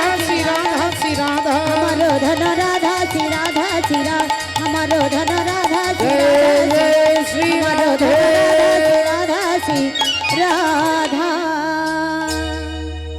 ভক্তমণ্ডলী ভক্তিমতী মায়েরা, ভগবান ভাস দিলেন আজ থেকে দ্রৌপদী তোমাদের 5 জনের স্ত্রী, এক এক বছর এক একজনের কাছে থাকবে। কিন্তু একটা কথা মনে রাখতে হবে, হে পঞ্চপাণ্ডব, দ্রৌপদী যখন যে স্বামীর ঘরে থাকবে সেই ঘরে কিন্তু কেউ ভুল করে ঢুকবে না। যদি কেউ ঢুকে যাও তাকে 12 বছরের নির্বাসনে বেরিয়ে যেতে হবে। 12 বছরের নির্বাসনে বেরিয়ে যেতে হবে। এই নিয়ম করে দিয়ে ভগবান চলে গেলেন। এভাবেই নিয়ম অনুযায়ী সংসার চলছে। একদিন দ্রৌপদী দুপুরবেলায় যুধিষ্ঠির স্বামীকে সেবা দিয়ে আর দুপুরবেলায় চরণ সেবা করছেন। দুপুরবেলায় চরণ সেবা করছেন মা দ্রৌপদী, আর এদিকে অর্জুন তিনি জঙ্গলে দাঁড়িয়ে নিজের কাজ করছেন। এখন দ্রৌপদী চরণ সেবা করছে। রাধে রাধে। নারীর কর্তব্য, স্ত্রীর কর্তব্য স্বামীর চরণ সেবা করা। আজকে এটা রিডিকুলাস, এটা হাস্যপ্রদ হলেও এটাই শাস্ত্রোচিত কথা যে নারীর কর্তব্য তার স্বামীর পা টিপে দেওয়া। যদি বলেন এর কারণটা কি, স্ত্রীও তো কাজ করে, স্ত্রীরও তো পরিশ্রম হয়, স্বামীরও হয়। ফলে দেখুন, আন্ডারস্ট্যান্ডিং দুজনের মধ্যে যদি বোঝাপড়া থাকে সে কথা আলাদা, কিন্তু শাস্ত্র বলছেন স্ত্রী কেন স্বামীর পায়ে টিপবে। জ্যোতিষ শাস্ত্র বলছে যে স্বামীর পায়ের মধ্যে রাহু থাকে, আর স্ত্রী যদি স্বামীর চরণ সেবা করে তাহলে আপনার সংসারে রাহু আপনাকে যন্ত্রণা দিতে পারবে না। এবার মায়েরা বলতে পারেন যে স্বামী ভালো হলে তো ইচ্ছে করবে পা টিপে দেবো, আর স্বামী যদি আসামি হয় তাহলে কি আর পা টিপতে ইচ্ছে করবে? বলে তখন পা টিপবেন না, তখন ওপর থেকে গলা থেকে শুরু করবেন। হরি বল, জয় রাধে, হরি বল। এবার এটা উল্টো, এর বিপরীত হতে পারে। বাবারা ভাববেন যে সবাই তো আর পত্নী হয় না, কেউ কেউ আছে যিনি পেতনি হয়। সবার কপালে পত্নী জোটে না, কিছু কিছু বাবাদের, ভাইদের, কাকাদের কপালে পেতনিও জুটেছে। তাহলে ব্যতিক্রম হতে পারে, কিন্তু শাস্ত্র বলছে, আমরা দেখেছি মা লক্ষ্মী দেবী ভগবান বিষ্ণুর কোনখানে বসে থাকে? মা পায়ের তলায় বসে থাকে। হাতটা কোথায় থাকে? ভগবানের চরণে থাকে। তাহলে পা টিপে দিলে সংসারে রাহু আপনাকে যন্ত্রণা দিতে পারবে না। হরি বল, রাধে। তাহলে আজকে যুধিষ্ঠির স্বামীর চরণ সেবা করছেন দ্রৌপদী, আর স্বামী যুধিষ্ঠির ভগবানের কথা বলছেন। এদিকে অর্জুন বাগানে নিজের কাজ করছেন। একজন ব্রাহ্মণ চিৎকার করতে করতে আসছে, বাঁচাও বাঁচাও আমায় বাঁচাও, অর্জুন অর্জুন বাঁচাও, অর্জুন আমায় বাঁচাও, বাঁচাও অর্জুন বাঁচাও, বাঁচাও অর্জুন আমায় বাঁচাও। কি হয়েছে? হে বেদজ্ঞ ব্রাহ্মণ, কি হয়েছে আপনার? ব্রাহ্মণ কেঁদে কেঁদে বলছে, আমার একটা গাভী মাতা, একটা গরু, আমার একমাত্র সহায়, একমাত্র সম্বল। ওই গাভী মাতাকে একটা বাঘ টানতে টানতে নিয়ে চলে যাচ্ছে। তুমি আমার গাভী মাতাকে বাঁচাও অর্জুন, এছাড়া আর আমার কিছু নয়, এছাড়া আমার আর কিছু নয়। রাধে রাধে।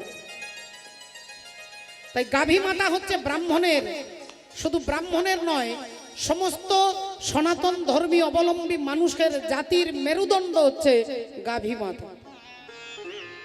আর সেই গাভী মাতা ব্রাহ্মণ বলছে, আমার সহায়, আমার একমাত্র সম্বল। তুমি ক্ষত্রিয়, তোমার ধর্ম আমাকে সাহায্য করা, তুমি আমাকে সাহায্য করো অর্জুন। অর্জুন বললেন, মাফ করবেন, আমি আপনাকে সাহায্য করতে পারবো না। তার কারণ বাঘটাকে মারতে গেলে যে তীর ধনুকের দরকার, সেই ধনুকটা এখন ওই ঘরে রয়ে গেছে, যে ঘরে দাদা যুধিষ্ঠির আর দ্রৌপদী বসে আছে। হরি বল। তাহলে ওই ঘরে ঢুকলে আমাকে 12 বছরের নির্বাসনে যেতে হবে। ব্রাহ্মণ বললেন, তুমি তোমার স্বার্থের জন্য ধর্মকে ত্যাগ করবে? শুধু 12 বছরের নির্বাসনে যেতে হবে বলে তুমি ক্ষত্রিয় ধর্মকে ত্যাগ করবে অর্জুন? যেই কথা বলেছে, অর্জুন বললেন, আপনি কিছু মনে করবেন না, আপনি একটু দাঁড়ান, আমি এক্ষুনি আসছি। এই বলে অর্জুন সোজা ঢুকলেন ওই ঘরে। গান্ডীব ধনুকটাকে এনে বাঘটাকে হত্যা করে ব্রাহ্মণকে ফিরিয়ে দিলেন গাভী মাতাকে। ব্রাহ্মণ আনন্দে চলে গেলেন। অর্জুন এসে দাঁড়ালেন তার দাদা যুধিষ্ঠির কাছে, হাত জোড় করে বললেন, দাদা আমি চলে যাই, আমি চলে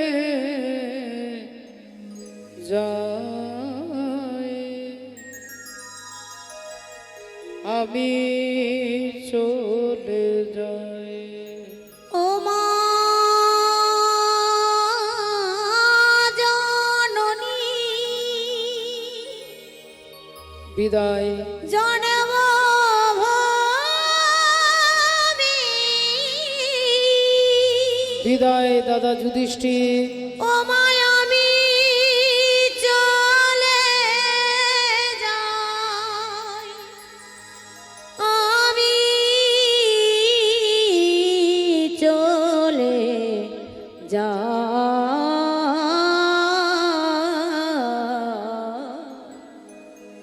আমি চলে যাই।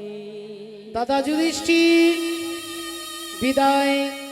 12 বছর পরে আবার তোমাদের সঙ্গে আমার দেখা হবে। আমি চললাম দাদা। দাদা যুধিষ্ঠির বলে উঠলেন, ভাই ভাই অর্জুন, তুই যাস না ভাই, তুই যাস না।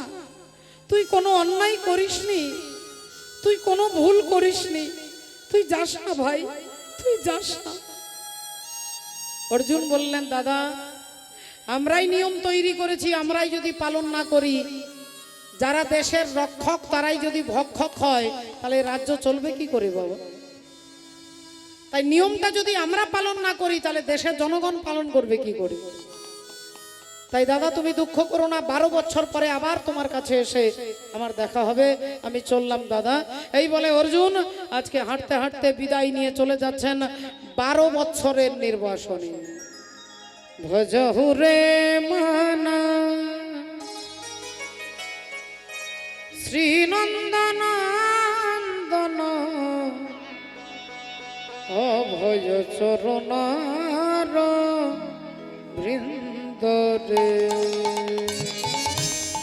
ভজ রে মন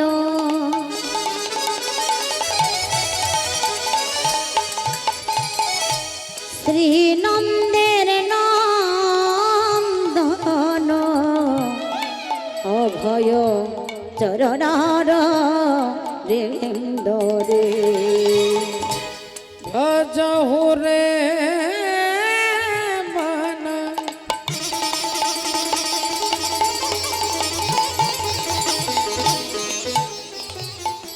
শ্রীনন্দের নন্দন অভয় চরণার বৃন্দরে।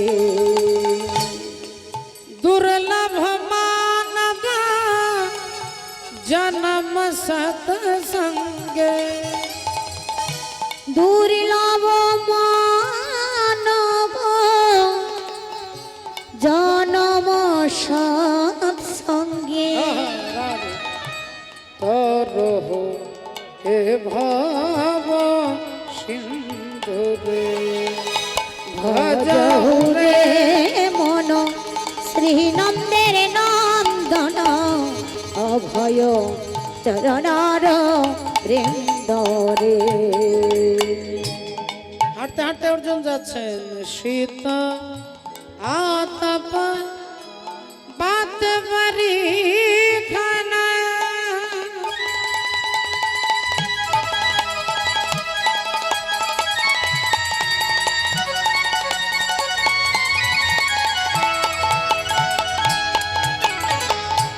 শীতয়া তপ বাত বরে খন यदि न जामिने जागे रे, यदि न जामिने जागे रे। শীতয়া তপ বাত বরে খন এদিন জামিনী জাগিরে। यदि न जामिने जागे रे, অগ বিফলে সে বিনু কৃপণ দুর্জন। বিফলে সে বিনু কৃপণ দুর্জনে। বিফলে সে বিনু কৃপণ দুর্জন। বিফলে সে বিনু রজনে চপল সুফল লাগিরে ভজহুরে মন শ্রীনন্দের নন্দন অভয় চরণার বৃন্দরে ভজহুরে মন শ্রীনন্দের নন্দন অভয় চরণার বৃন্দ রে। অর্জুন হাঁটতে হাঁটতে চলে যাচ্ছেন 12 বছরের নির্বাসন দেখতে দেখতে 1 বছর 2 বছর 5 বছর পেরিয়ে গেল। আবার হাঁটতে হাঁটতে যাচ্ছে, দেহের চেহারা পরিবর্তন হয়ে গেছে, গায়ের রং পাল্টে গেছে, ঢং পাল্টে গেছে, চুল বড় হয়ে গেছে, দাড়ি গোঁফ বড় হয়ে গেছে। দেখতে দেখতে 10 বছর পেরিয়ে গেল, বাকি আছে আর 2 বছর। আর এই 2 বছর পেরিয়ে গেলে আমি আমার দাদা যুধিষ্ঠির কাছে ফিরে যাব, এই আশায় অর্জুন হাঁটতে হাঁটতে আবার যাচ্ছে। দেখতে দেখতে 1 বছর 11 বছর পেরিয়ে গেল। তিনি হাঁটতে হাঁটতে চলে এসেছে কোথায় না, মণিপুর রাজ্যে। আজ চলিতে চলিতে পথে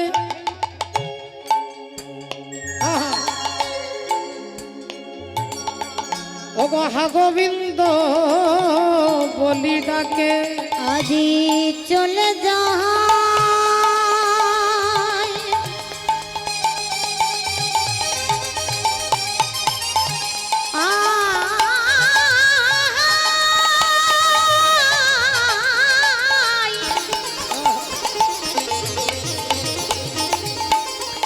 চলে যায়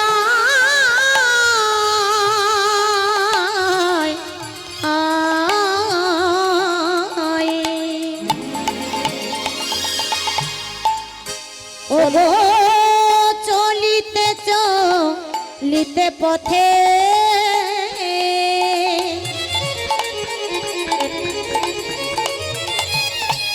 হা গোবিন্দ বলি ডাকে, বলি কোথা তুমি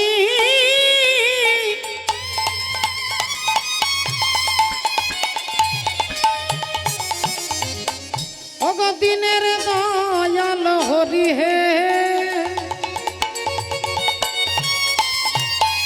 ও গো কোথা তুমি দিনের দয়াল হরি। বলি চলে যাই চলে যাই, চলে যায় চলে যায় যে ভগবানের নাম গাই, চলে যায় চলে যায় ভগবানের নাম গায়, চলে যায় চলে যায় ভগবানের নাম গাই, চলে যাই চলে যাই ভগবানের নাম গায়, অর্জুন আজি চলে যাই, ভগবানের নাম গায়, অর্জুন আজি চলে যায়, ভগবানের নাম গায়, অর্জুন আজি চলে যায় ভগবানের নাম, অর্জুন আজি চলে যায় ভগবানের নাম গায়, চলে যাই যায় নামে গেয়ে অর্জুন চলে যায়। ভক্তিমতী মায়েরা হাঁটতে হাঁটতে চলে এসেছে মণিপুর রাজ্যে। আর মণিপুর রাজ্যে অর্জুন চলে এসেছে, তিনি নিজেই জানে না যে এই জায়গায়, এই রাজ্যটা মণিপুর। তিনি গাছের ছায়ায় একটা সুন্দর ছায়া দেখে তিনি শুয়ে পড়েছেন, হাতের ওপরে মাথাটা রেখে অর্জুন ঘুমিয়ে গেছেন। এখন তিনি ঘুমিয়ে আছেন, এদিকে মণিপুর রাজ্যের রাজা চিত্রভানু রাজা, আর সেই চিত্রভানু রাজার একমাত্র কন্যা চিত্রাঙ্গদা দেবী, তিনি রাজকুমারী হয়ে রাজপুত্র সেজে ঘুরে বেড়াতেন। রাজপুত্র সেজে ধুতি পাঞ্জাবি পরে, মাথার চুলটাকে খোঁপা করে মাথায় মুকুট দিয়েছে, পিঠে আছে ধনুর্বাণ, কোমরে আছে তলোয়ার, ঘোড়ার পিঠে চেপে তিনি যাচ্ছেন রাজ্য দর্শন করতে। এমন সময় ঘোড়াটা এসে দাঁড়িয়ে গেছে যেখানে অর্জুন ঘুমিয়ে আছে। দেবী চিত্রাঙ্গদা বলে উঠলেন, এই যে কে ঘুমিয়ে আছেন, উঠুন উঠুন উঠুন, আপনাকে বলছি উঠুন। অর্জুন ঘুম থেকে তাকিয়ে দেখছে না, অপূর্ব সুন্দর রাজপুত্র, কি সুন্দর ছেলেটা দেখতে, কি সুন্দর ছেলেটা দেখতে গো দাদা। ছেলেটাকে দেখলে চোখ জুড়িয়ে যায়, কি সুন্দর বাচ্চা ছেলেটা। আমাকে বলছেন, হ্যাঁ আপনাকে বলছি উঠুন, আমি এদিক দিয়ে যাব, সোজা যাব, উঠুন। অর্জুন বললেন, আমার ডান দিকেও জায়গা আছে, বাঁ দিকেও জায়গা আছে, আপনি এদিক দিয়ে যান নইলে এদিক দিয়ে যান। দেবী চিত্রাঙ্গদা বললেন, আমি সোজা যাব, আপনি উঠুন। অর্জুন বলতেন, তাহলে এক কাজ করুন, আপনি যদি সোজা যাবেন তাহলে আমাকে ডিঙে যান, আপনি তো ঘোড়ার পিঠে চেপে আছেন, আপনি এক লাফে পেরিয়ে চলে যান। দেবী চিত্রাঙ্গদা বললেন, আপনি কি শাস্ত্র সম্পর্কে কিছু জানেন না? কাউকে ডিঙে যেতে নেই। কেউ পা মিলে বসে আছে, আপনি ভাবলেন পাগুলো ডিঙে চলে যাব। যদি আপনি কাউকে ডিঙে ফেলেন, সেটা শুধু মানুষ নয়, একটা কুকুর, একটা ছাগল, একটা ভেড়া, একটা বেড়াল, আপনি ডিঙে চলে গেলেই আপনার জীবনের পুণ্য ক্ষয় হয়ে যাবে। হরি বল। আপনি জীবনে যত পুণ্য করেছেন, পুণ্য একটু কমে যাবে বাবা। আর পুণ্যটা যদি শূন্য হয়ে যায়, যদি কোনো মানুষ আরেকজনকে লাথি মারে, যদি রেগে গিয়ে লাথি মারেন, একটা লাথিতে আপনার জীবনের যত পুণ্য সব শূন্য হয়ে যাবে। দেবী চিত্রাঙ্গদা বললেন, আপনি শাস্ত্র জানেন না, আমি আপনাকে ডিঙে যেতে পারবো না, উঠুন। আর যদি না ওঠেন, তাহলে আমি টেনে হাতে ধরে একবার রাস্তা থেকে ছুঁড়ে ফেলে দেবো। অর্জুন হেসে বললেন, আচ্ছা, তা আপনি আমাকে ছুঁড়ে ফেলে দেবেন? এক কাজ করুন রাজপুত্র, আপনি আমাকে ছুঁড়েই ফেলে দিন। আপনি আমাকে ছুঁড়ে ফেলে দিন, দেখি আপনার কত ক্ষমতা। অর্জুন হাতটা বাড়িয়েছে, দেবী চিত্রাঙ্গদা হাতটা ধরেছে, আর হাতটা ধরে টানবার চেষ্টা করছে।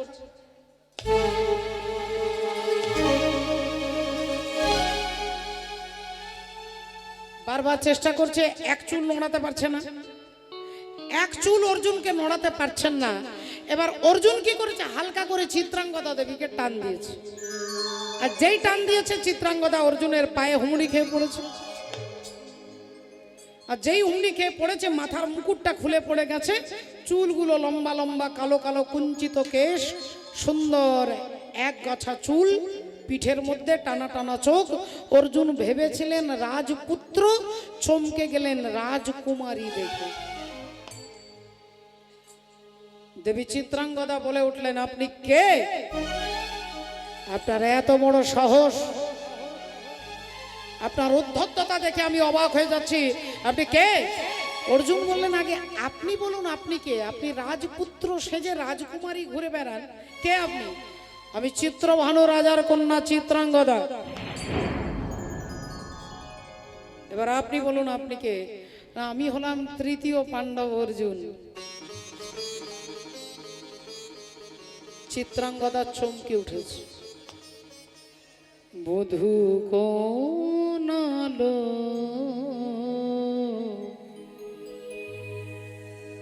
লাগলো, লাগলো চোখে, লাগলো চোখে, বধূ কোন আলো লাগলো, লাগলো চোখে। আপনি সেই অর্জুন? আপনি সেই অর্জুন যে অর্জুনের কথা আমি আমার ছোটবেলা থেকে মায়ের মুখে শুনেছি, আমার বাবার কাছে শুনেছি, আমার দাদুর কাছে শুনেছি, আমার ঠাকুমা জেঠিমা, আমার আত্মীয় পরিজনের কাছে আমি ছোটবেলা থেকে আপনার গল্প শুনতে শুনতে আমি আপনার গল্প শুনে ঘুমিয়েছি, ঘুম থেকে উঠে আপনার গল্প শুনেছি। আপনি যদি সেই অর্জুন হন, তাহলে একটা কথা শুনুন। আপনি কিছুক্ষণ আগে বললেন যে আমি রাজকুমারী হয়ে কেন রাজপুত্র সেজে ঘুরে বেড়াই, তার কারণটাই হচ্ছে আপনি। কারণ আমি অর্জুন ছাড়া কাউকে বিবাহ করব না। হরি বল। আমি অর্জুন ছাড়া কাউকে বিয়ে করব না, তাই আমি কন্যা হয়েও রাজপুত্র সেজে ঘুরে বেরিয়েছি। আর আপনি যদি সেই অর্জুন হন, তাহলে আমি নিজেকে আপনার চরণে সঁপে দিলাম। গান্ধর্ব মতে অর্জুনের সঙ্গে চিত্রাঙ্গদা দেবীর বিয়ে হয়ে গেল। বিবাহ হয়ে গেল 11 বছর 1 মাস, 11 বছর 4 মাস, 11 বছর 5 মাস, দেখতে দেখতে 11 বছর 6 মাস পেরিয়ে গেল। তাহলে বাকি আছে 7 মাস। 11 বছর 7 মাস যখন বিবাহ যখন 7 মাস হয়ে গেল, অর্জুন গুনে গুনে হিসেব করে দেখছে বাকি আছে 5 মাস। আর এই 5 মাস হয়ে গেলে 12 বছর হয়ে যাবে। তাহলে এই 5টা মাস আমাকে হেঁটে হেঁটে যেতে হবে দাদার কাছে। তাহলে এই আগামীকাল ভোরবেলায় আমি চিত্রাঙ্গদাকে জানিয়ে দিয়ে বেরিয়ে যাব। অর্জুন এটা ভেবে রেখেছে। আর চিত্রাঙ্গদা দেবী ছুটে আসছে, তার গর্ভে অর্জুনের সন্তান। তিনি আনন্দের সংবাদটা দেবার জন্য চিত্রাঙ্গদা আসে। অর্জুন এমন সময় হাতটা চিত্রাঙ্গদা ধরে বললেন, চিত্রাঙ্গদা তুমি আমাকে কত ভালোবাসো। চিত্রাঙ্গদা বললেন, এই জগতে সবাই নিজের প্রাণকে বেশি ভালোবাসে, আমি আপনাকে প্রাণের থেকেও বেশি ভালোবাসি। বললেন, তাহলে আমার জন্য তুমি সব করতে পারো? চিত্রাঙ্গদা দেবী বললেন, আপনি যা বলবেন তাই করতে পারি। বলুন কি করতে হবে? বললেন, তাহলে এক কাজ করো, তোমার মাথাতে হাত দিয়ে সিঁথির সিঁদুরে হাত দিয়ে প্রতিজ্ঞা করে বলো, আমি যা বলবো তাই করবে। চিত্রাঙ্গদা দেবী একবারের জন্য ভাবলেন না, চিন্তা করলেন না, মুহূর্তের মধ্যে সিঁদুরে হাত দিয়ে বলে উঠলেন, আপনি যা বলবেন তাই করব। বলুন কি করতে হবে? অর্জুন বললেন, আগামীকাল ভোরবেলায় তোমাকে চিরকালের মতো ছেড়ে দিয়ে আমি চলে যাব। ও গো স্বামী গো,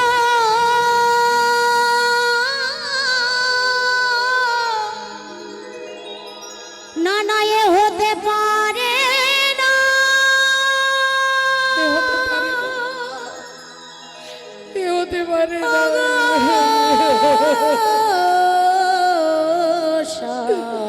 এ হতে পারে না, কিছুতেই হতে পারে না। এ হতে পারে না। চিত্রাঙ্গদা সিঁদুরে হাত দিয়ে প্রতিজ্ঞা করে বলেছ, প্রতিজ্ঞা রাখতে না পারলে তোমাকে বিধবা হতে হবে। না স্বামী না, আমি আমি চাই না স্বামী, আমি চাই না, আমি আপনার মৃত্যু চাই না স্বামী। আরেকটা কথা চিত্রাঙ্গদা, আমি যে তোমার স্বামী এ কথা তুমি কাউকে বলতে পারবে না। আমি যে তোমার স্বামী এ কথা কাউকে বলতে পারবে না। এই দুটো কথা বলতেই অজ্ঞান হয়ে পড়ে গেলেন মা চিত্রাঙ্গদা দেবী। দেখতে দেখতে নিশি প্রভাত, অর্জুন এক পা দুপা করে হাঁটতে হাঁটতে চলে যাচ্ছে। দেবী চিত্রাঙ্গদা তিনি জ্ঞান ফিরে যখন পেলেন, দেখলেন অর্জুন নেই।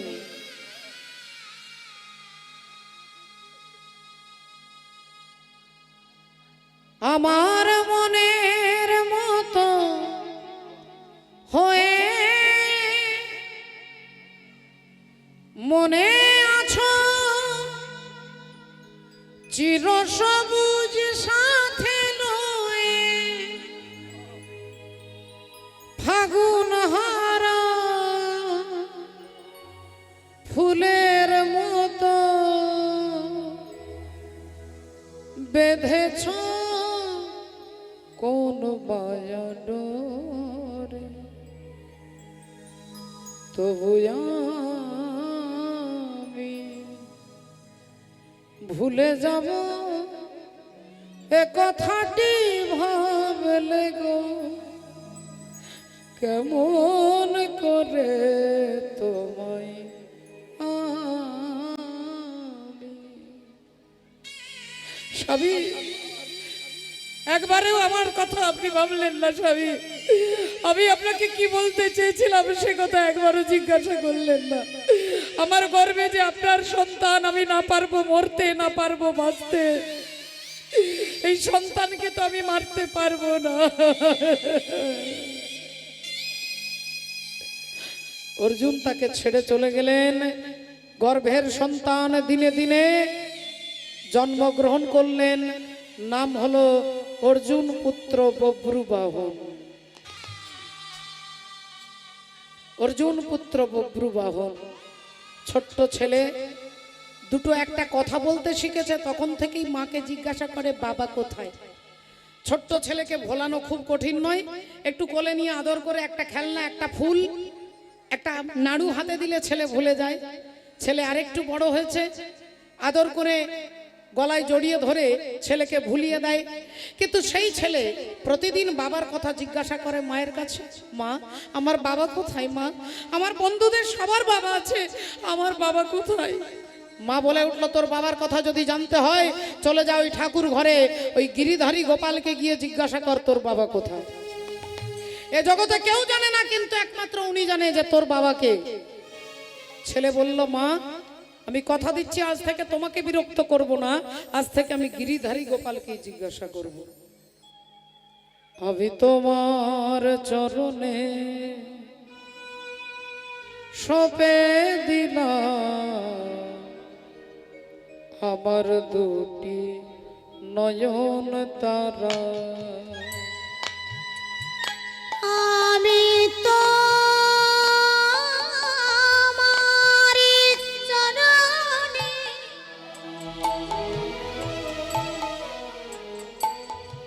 আমি সবে দিলাম আমার দুটি নয়ন তারা আমি তোমার চরণে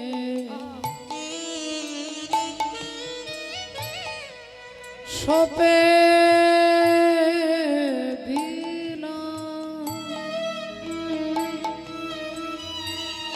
ওগো আমার দুটি নয়ন তারা আমি তো আমার চরণে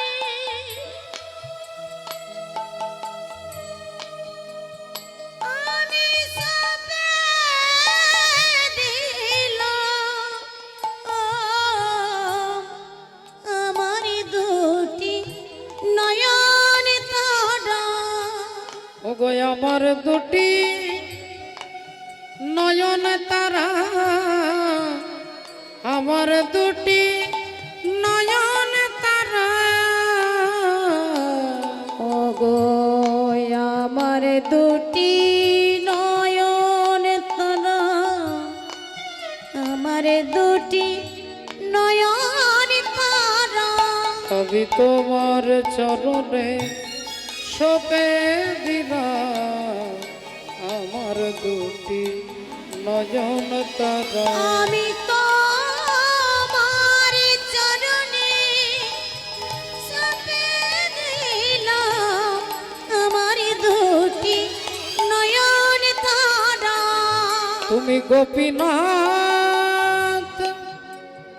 নাম ধরেছ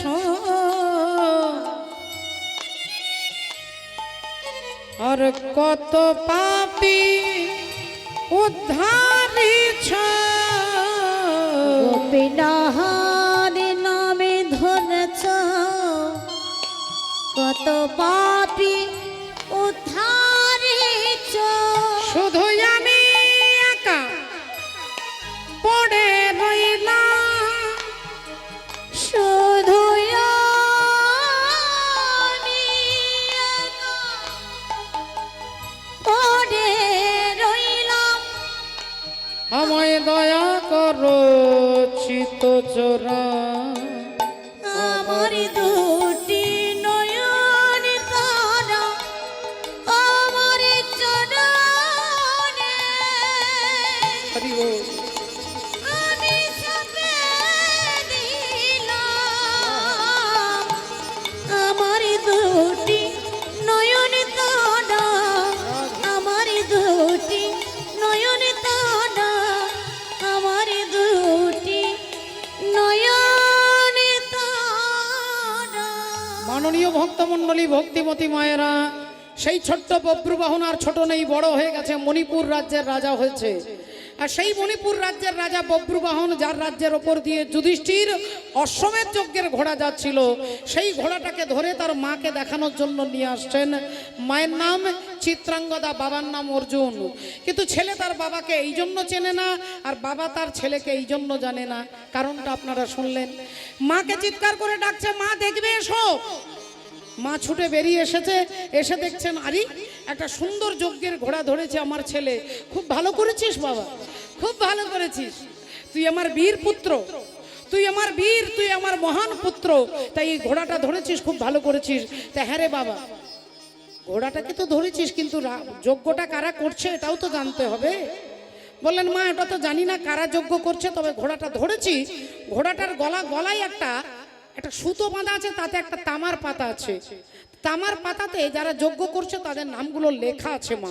তা দেখতো বাবা, দেখতো ভালো করে পড়ে দেখতো কারা যজ্ঞ করছে।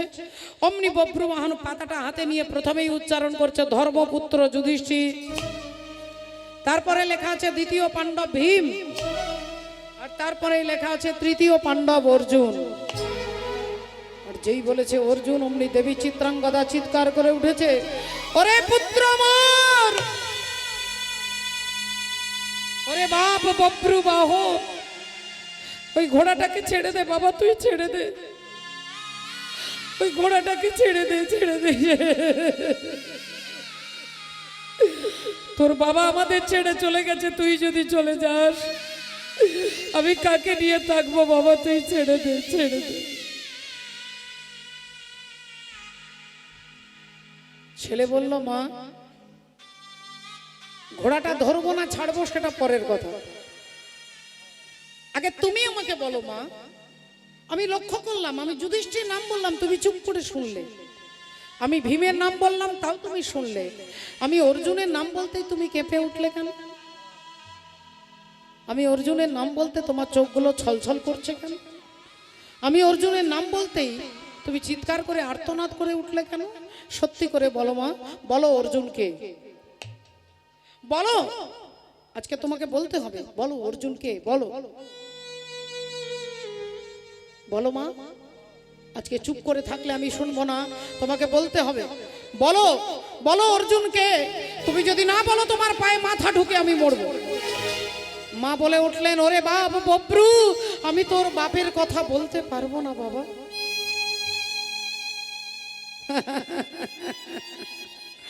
মাগো ঠাকুর ঘরে কেন, আমি তো কলা খাইনি।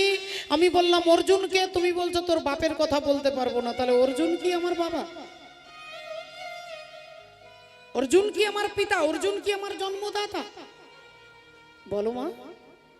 বুঝতে পেরেছি জননী, ছোটবেলা থেকে তোমাকে প্রশ্ন করে আসছি, আমি বুঝতে পেরেছি তোমার ভেতরে কোনো অব্যক্ত বেদনা রয়েছে, তাই তুমি বলতে পারছো না মা। তাহলে আমিও প্রতিজ্ঞা করছি, অর্জুন যদি তোমার স্বামী হয়, আমার বাবা হয়, আমি তোমার স্বামীকে তোমার পাশে দাঁড় করিয়ে দেব,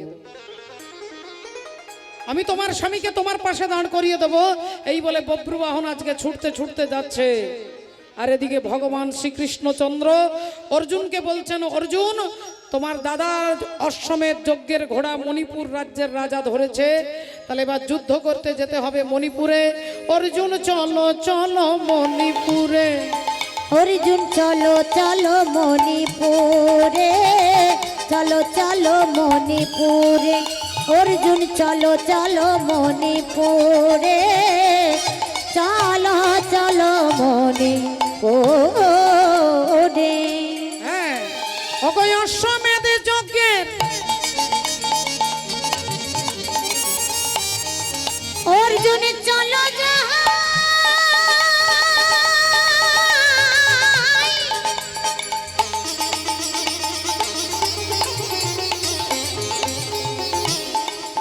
অর্জুন চলো যাই, সেই না মণিপুরে অসমের যজ্ঞের ঘোড়া ধরেছে, চলো যাই, আই আই, ও গো অসমের যজ্ঞের আহা ঘোড়া যে ধরেছে। অর্জুন চলো চলো সেইখানে, অর্জুন চলো চলো সেইখানে, অর্জুন চলো চলো সেইখানে গো, চলো চলো সেইখানে, অর্জুন চলো চলো সেইখানে, চলো চলো সেইখানে।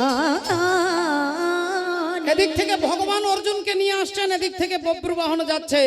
পিতা পিতা পিতা বলি ছুটিতে লাগিল, পিতা পিতা পিতা বলি ছুটিতে লাগিল, পিতা পিতা পিতা বলি ছুটিতে লাগিল, পিতা পিতা পিতা বলি ছুটিতে লাগিল, অর্জুনের সম্মুখেতে আসিয়া দাঁড়ালো, অর্জুনের সম্মুখেতে আসিয়া দাঁড়ালো, অর্জুনের সম্মুখেতে আসিয়া দাঁড়ালো। যেই অর্জুনের সামনে বব্রুবাহন দাঁড়িয়েছেন, অমনি বব্রুবাহন বাবা বলে ডেকে ফেলেছেন। বাবা, বাবা গো, একবার আমাকে দেখো বাবা, আমি তোমার পুত্র, আমি তোমার পুত্র, তুমি আমার পিতা, একবার আমাকে পুত্র বলে গলায় জড়িয়ে ধরো বাবা। বব্রবাহনকে দেখেই অর্জুনের চোখগুলো ছলছল করে উঠলো। কি সুন্দর ছেলেটা দেখতে, কত নির্মল, কত সহজ, কত সরল। আহা, আমাকে বাবা বলে ডাকছে। ওর বাবা মনে হয় আমারই মতো, তাই আমাকে বাবা বলছে। কিন্তু আমাকে তো বাবা বলার মতো কেউ নেই, আমার তো কোনো ছেলে নেই। তাহলে এই ছেলেটা আমাকে বাবা বলছে, আমার খুব ভালো লাগছে। একটা বার জড়িয়ে ধরলে কোনো ক্ষতি হবে না। অর্জুন হাত বাড়িয়েছে তাকে ধরবার জন্য। পেছন থেকে ভগবান বলে উঠলেন, অর্জুন। ভগবান দেখলেন এখন তো পিতা পুত্রের মিলন করালে হবে না, আগে অর্জুনের দর্পটাকে চূর্ণ করতে হবে, অর্জুনের অহংকারটাকে চূর্ণ করতে হবে। তাহলে এখনই তো মিলন করালে হবে না। ভগবান বলে উঠলেন, অর্জুন তুমি কি করছো? ওই ছেলেটাকে জড়িয়ে ধরতে যাচ্ছ, ওই ছেলেটাকে তুমি চেনো? অর্জুন বললেন, না চিনি না। বলে, তাহলে তুমি তোকে জড়িয়ে ধরছো কেন? এই ছেলে, এই ছেলে, যা যা, সরে যা, সরে যা। বাবা, একবার আমাকে জড়িয়ে ধরো বাবা, আমি আর কিছু চাই না। একবার শুধু তুমি আমাকে জড়িয়ে ধরলে, আমি ইন্দ্রত্ব চাই না, বরুণত্ব চাই না, ঐশ্বর্য চাই না, আমি তোমার আনন্দের একটা স্পর্শ চাই, একটা স্নেহের স্পর্শ চাই। অর্জুন আবার হাত বাড়িয়েছে। ভগবান বললেন, অর্জুন কি হচ্ছে কি? ও তোমার দাদার অশ্বমেধ যজ্ঞের ঘোড়া ধরেছে, ও তোমার শত্রু। আর শত্রুকে তুমি আলিঙ্গন করতে গিয়ে হাত বাড়িয়েছ, কি করছো তুমি? অর্জুন বললেন, এই ছেলে, সরে যা, সরে যা, সরে যা, খবরদার আমাকে বাবা বলে ডাকবি না। বাবা? তুমি আমার বাবা না? আমি তোর বাবা নই, আমি তোর বাবা হতে পারি না। তবে আমার মনে হচ্ছে তোর মা কোনো কুলোটা নারী, তোর মা অসতী নারী, তোর মা অপবিত্রা নারী। যেই এ কথা বলেছেন, বব্রবাহন চিৎকার করে উঠেছে, অর্জুন তুমি যে মুখ দিয়ে আমার মাকে অসতী বলেছো, আমি প্রতিজ্ঞা করে বলছি তোমার ধড় থেকে মুন্ডটাকে বিচ্ছিন্ন করে দেব, ধড় থেকে মুন্ড বিচ্ছিন্ন করে দেব। যেই এ কথা বলেছেন, ভগবান একটু দূরে দাঁড়িয়ে হাসছেন। চক্রকারী এমন হরি চতুরের সার, তার চক্র বুঝতে পারে এমন সাধিকার, যার চক্রে কাটা হয়েছিল নাগকুল, যার চক্রে মান্ডব মুনি পশ্চাৎ ভাগে শুল, যার চক্রে হরিশ্চন্দ্র দানি হলো ঘাটে, যার চক্রে পরশুরাম মায়ের মাথা কাটে। চক্রকারীর এমন চক্র পড়েছে যেখানে, বুঝিতে পারে সে কি মানব জীবন। হরি হরি বল। ভগবানের চক্র, ভগবানের মায়াকে বুঝবার ক্ষমতা, ভগবানের মায়াকে অতিক্রম করতে গেলে কোন পণ্ডিত, কোন বিদগ্ধ পণ্ডিত, কোন দেবতা, কোন মানব, কোন দানব, কোন গন্ধর্বের ক্ষমতা নেই ভগবানের মায়াকে অতিক্রম করতে পারবে। এ কথা ভগবানই নিজ মুখে অর্জুনকে কুরুক্ষেত্রের মাঠে গীতাতে বলছেন, মম মায়া দুরত্যয়া, আমার মায়া তাকে কেউ অতিক্রম করতে পারে না। কে পারে না? যদি আমি মায়া মেতাং তারান্তিতে, যদি আমি তাকে কৃপা করি তবে সে আমার মায়া অতিক্রম করতে পারে। তো এ কথা একদিন দেবর্ষি নারদের মনে খটকা লাগলো যে ভগবানের মায়াতে শিব ঠাকুর হেরে গেছে, ভগবানের মায়াতে সৃষ্টিকর্তা ব্রহ্মা হেরে গেছে, ভগবানের মায়াতে দেবরাজ ইন্দ্র হেরে গেছে, কিন্তু আমি তো 24 ঘন্টা তার নাম করি, আমি মনে হয় মায়াটাকে অতিক্রম করতে পারবো। এদিকে ভগবান রথে চেপে যাচ্ছে, নারদ মুনি এসে সামনে দাঁড়িয়ে বললেন, প্রভু একটু দাঁড়াও। ভগবান দাঁড়িয়েছেন, দেবর্ষি নারদ বললেন, প্রভু তোমার মায়া নাকি কেউ অতিক্রম করতে পারে না, আজকে তোমার মায়াটা আমাকে দেখিয়ে দাও। আমি কথা দিচ্ছি, আমি তোমার মায়া অতিক্রম করে দেখাবো, এটা আমার ট্যালেন্ট, আমি তোমার মায়া অতিক্রম করব। ভগবান বললেন, আচ্ছা আচ্ছা আচ্ছা, তা ঠিক আছে, সেটা না হয় হবে, কিন্তু এই মুহূর্তে আমার মায়া আমি তোমাকে দেখাতে পারবো না, কারণ আমি একটু বিকেল বেলায় বেড়াতে যাচ্ছি, এই মুহূর্তে মায়া দেখানোর মুড আমার নেই, তুমি অন্য কোনো দিন এসো, আমি তোমাকে আমার মায়া দেখিয়ে দেবো। নারদ মুনি বললেন, তাহলে ঠিক আছে, অন্য দিন দেখাবে যখন, তাহলে চলো আজকে আমি তোমার সঙ্গে যাব। সঙ্গে যাব। দেবর্ষি নারদকে রথে বসিয়ে ভগবান যাচ্ছেন বেড়াতে, আর রথ চলতে চলতে চলতে একটা সুন্দর গ্রামের মধ্যে প্রবেশ করেছে রথ। ভগবান রথ থেকে নেমেই একটা সুন্দর গাছের তলায় বসে ভগবান বসে বিশ্রাম করছেন। দেবর্ষি নারদকে বললেন, বাবা নারদ যাও তো একটু জল নিয়ে এসো, গলাটা শুকিয়ে গেছে। দেবর্ষি নারদ কমণ্ডল হাতে নিয়ে বললেন এই গেলাম আর এই এলাম, একটু দাঁড়াও। এই বলে দেবর্ষি নারদ গ্রামের ভেতরে ঢুকেছে। ঢুকতেই একটা বিরাট বড় কুয়ো, আর কুয়োতে কতগুলো যুবতী কন্যা তারা জল নিচ্ছে। যুবতী কন্যা জল নিচ্ছেন। দেবর্ষি নারদ গিয়ে সেই যুবতী কন্যার কাছে দাঁড়িয়ে জলটা চাইতেই সেই যুবতী কন্যা যেই নারদ মুনির দিকে তাকিয়েছে, অমনি দেবর্ষি নারদ অভিভূত হয়ে গেছেন। সঙ্গে সঙ্গে বললেন চলো তোমার বাবার কাছে আমাকে নিয়ে চলো। সেই যুবতী কন্যার বাবার কাছে এসে বলছে আমি আপনার মেয়েকে বিয়ে করতে চাই, আমি নারদ। তিনি বললেন আপনি আমার মেয়েকে বিয়ে করবেন, এ তো আমার 14 পুরুষের কপাল ভালো। বিয়ে হয়ে গেল দেবর্ষি নারদের সঙ্গে। বিবাহের 3 বছর পরে একটা ছেলে হলো, 2 বছর পরে একটা মেয়ে হলো। দেবর্ষি নারদ সেই রাজ্যের রাজা হয়ে গেলেন। রাজা হয়ে সংসার ভালোই চলছিল। একদিন অন্য এক দেশের রাজা এসে এই রাজ্যটাকে আক্রমণ করবে, যুদ্ধ ঘোষণা করে দিয়েছে। নারদ মুনি দেখলেন আমি তো যুদ্ধ করতে জানি না, তাই বউ ছেলে মেয়েকে হাতে ধরে রাতের অন্ধকারে রাজ্য ছেড়ে পালিয়ে যাচ্ছে। যেতে যেতে যেতে মাঝ গঙ্গার কাছে এসে দাঁড়িয়েছে, দেখছে একজন মাঝি। অমনি বললেন আমাদের 4 জনকে পার করে দাও। মাঝি নৌকোতে তুলেছে, নৌকো চলছেন, নৌকো চলছেন, রাধে রাধে।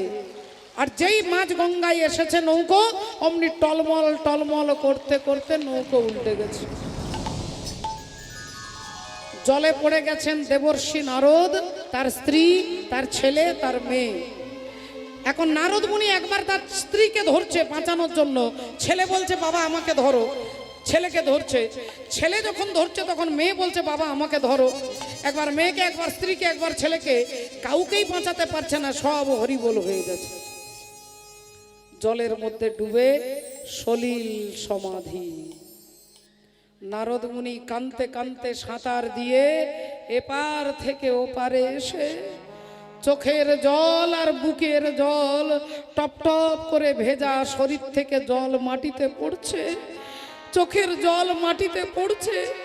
দুটো হাঁটুর মাঝখানে দেবর্ষি নারদ মাথাটা রেখে বলছে ঠাকুর তুমি আমার স্ত্রীকে কেড়ে নিলে, আমার পুত্রকে, আমার কন্যাকে কেড়ে নিয়ে আমাকে নিঃস্ব করে দিলে, রিক্ত করে দিলে ঠাকুর। আমার সব কিছু তুমি কেড়ে নিয়েছো, সব কেড়ে আমাকে নিঃস্ব করে দিয়েছো ঠাকুর। মাথা চাপড়াচ্ছে আর কাঁদছে। হঠাৎ ভগবান কাঁধে হাত দিয়ে বলে উঠলেন বাবা নারদ আমার জল কোথায় গেল? হরি বল। তুমি আমার জল আনতে গিয়েছিলে, জল কোথায়? 1 ঘন্টা হয়ে গেল জল আনতে পারলে না? নারদ মুনি বললেন 1 ঘন্টা? 1 ঘন্টায় আমার বিয়ে হলো, আমার ছেলে হলো, আমার মেয়ে হলো, সব 1 ঘন্টা? ভগবান বললেন সব 60 মিনিটের খেল। 60 মিনিটের খেল। তুমি আমার কাছে মায়া দেখতে চেয়েছিলে, তোমাকে আমার মায়া দেখিয়ে দিল। মায়াবদ্ধ জীব বলে আমার ছেলে, আমার মেয়ে, আমার ঘর, আমার বাড়ি, আর তোমার মতো দেবর্ষি নারদও বলছে আমার ছেলে, আমার মেয়ে। তাহলে আমার মায়াকে অতিক্রম করতে সহজে কেউ পারে না, যতক্ষণ পর্যন্ত আমি তাকে কৃপা না করি। যতক্ষণ আমি তাকে কৃপা না করি তিনি আমার মায়া অতিক্রম করতে পারে না। বাবা রাধে রাধে। শ্রদ্ধেয় ভক্তমণ্ডলী, ভক্তিমতী মায়েরা, তাহলে একবার ভেবে দেখুন মা, এই মায়া, ভগবানের মায়া, ভগবান দূরে দাঁড়িয়ে হাসছেন, প্রতিজ্ঞা করছেন বব্রবাহন যে অর্জুন তোমার মুন্ড থেকে ধড়টাকে বিচ্ছিন্ন করে দেবে। আর ভগবান দাঁড়িয়ে দাঁড়িয়ে হাসছেন। অর্জুন বললেন কত হাতি গেল তল, আর মশা বলে কত জল। তাহলে আজ দেখি তোমার কত ক্ষমতা। অমনি বব্রবাহন একটা তীর ছুঁড়ে দিয়েছে।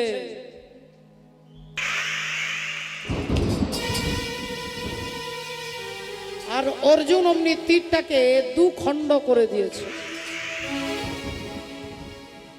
এবার অর্জুন একটা তীর ছুঁড়ছেন, তখন বব্রবাহন সেটাকে খণ্ড করে দিচ্ছে। একবার এ ছুঁড়ছে তো একবার এ ছুঁড়ছে, কেউ কাউকে মারতে পারছে না, কেউ কাউকে মারতে পারছে না। রাধে ভক্তিমতী মায়েরা, এখন দুজনেই চিন্তা করছি। অর্জুন বলছে দুদিনে ছেলেটার সঙ্গে আমি পারছি না, আর বব্রবাহন বলছে আমি ওকে মারতে পারছি না। দুজনেই চিন্তায় পড়ে গেছে। এমন সময় আসছেন কে? কাঁধে হাত দিয়েছে বব্রবাহনের। আর বব্রবাহনের কাঁধে হাত দিয়ে দাঁড়ালেন কে? গঙ্গে গঙ্গে মা গঙ্গে, গঙ্গে গঙ্গে মা গঙ্গে, গঙ্গে গঙ্গে মা গঙ্গে, গঙ্গে গঙ্গে মা গঙ্গে, গঙ্গে গঙ্গে মা গঙ্গে, গঙ্গে গঙ্গে মা গঙ্গে। হে মা সুরেশ্বরী গঙ্গে, মা হে মা সুরেশ্বরী গঙ্গে, মা হে মা সুরেশ্বরী গঙ্গে। হে গঙ্গে গঙ্গে মা গঙ্গে, গঙ্গে গঙ্গে মা গঙ্গে, গঙ্গে গঙ্গে মা গঙ্গে, গঙ্গে গঙ্গে মা গঙ্গে, গঙ্গে গঙ্গে মা গঙ্গে, গঙ্গে গঙ্গে মা গঙ্গে। ভক্তিমতী মায়েরা বব্রবাহনের কাঁধে হাত দিয়ে দাঁড়িয়েছেন। গঙ্গা দেবী বললেন, আমি অর্জুনকে অভিশাপ দিয়েছিলাম একদিন তুমি তোমার ছেলের হাতে মরবে। যে অর্জুন কথাটার অর্থই হচ্ছে যিনি যুদ্ধ করার কৌশলটাকে অর্জন করেছে তাকে অর্জুন বলে। কুরুক্ষেত্রের যুদ্ধের কৌশলটাকে টেকনিকটাকে যিনি অর্জন করেছেন তাকে অর্জুন বলে। বাবা নামের তাৎপর্য আছে। যুধিষ্ঠির মানে কি না, যুদ্ধে যার মন স্থির তিনি হলেন যুধিষ্ঠির। তাহলে নামের মধ্যে যদি চরিত্রটা লুকিয়ে থাকে নামটা শুনতে ভালো লাগবে। একজন ভদ্রলোকের নাম হচ্ছে দানচন্দ্র। ভদ্রলোকের নাম দানচন্দ্র জীবনে 1 টাকাও কাউকে দান করেনি বাবা। সারা জীবনে তীর্থে যায়নি, মন্দিরে যায়নি, হরিনামে চাঁদা দেয়নি। সেই ভদ্রলোকের নাম দানচন্দ্র। তা 75 বছর বয়স হয়ে গেছে। স্ত্রী রেগে রেগে বলছে, বলি হ্যাঁ গো স্বামী, তা সারা জীবনে তো কোনোদিন কোথাও নিয়ে গেলে না, টাকা খরচা হবে বলে। বলি 10 কিলোমিটার দূরে গঙ্গা, একটু গঙ্গায় অন্তত ডুব দিয়ে এসো। তা বললো ঠিক আছে, আগামীকাল ভোরবেলায় চলে যাব। স্ত্রী বলল, তাহলে কি টোটোওয়ালাকে বলে দেবো? বলে না, টোটো বলে দিস না, যেতে 20 আসতে 20, 40 টাকা খরচা হবে। তাহলে তুমি যাবে কি করে? বলে রাত্রিবেলায় হেঁটে হেঁটে বেরোবো, ভোরবেলায় পৌঁছাবো। আর ওখান থেকে ভোরবেলায় বেরোবো, এখানে দুপুরে এসে পৌঁছাবো।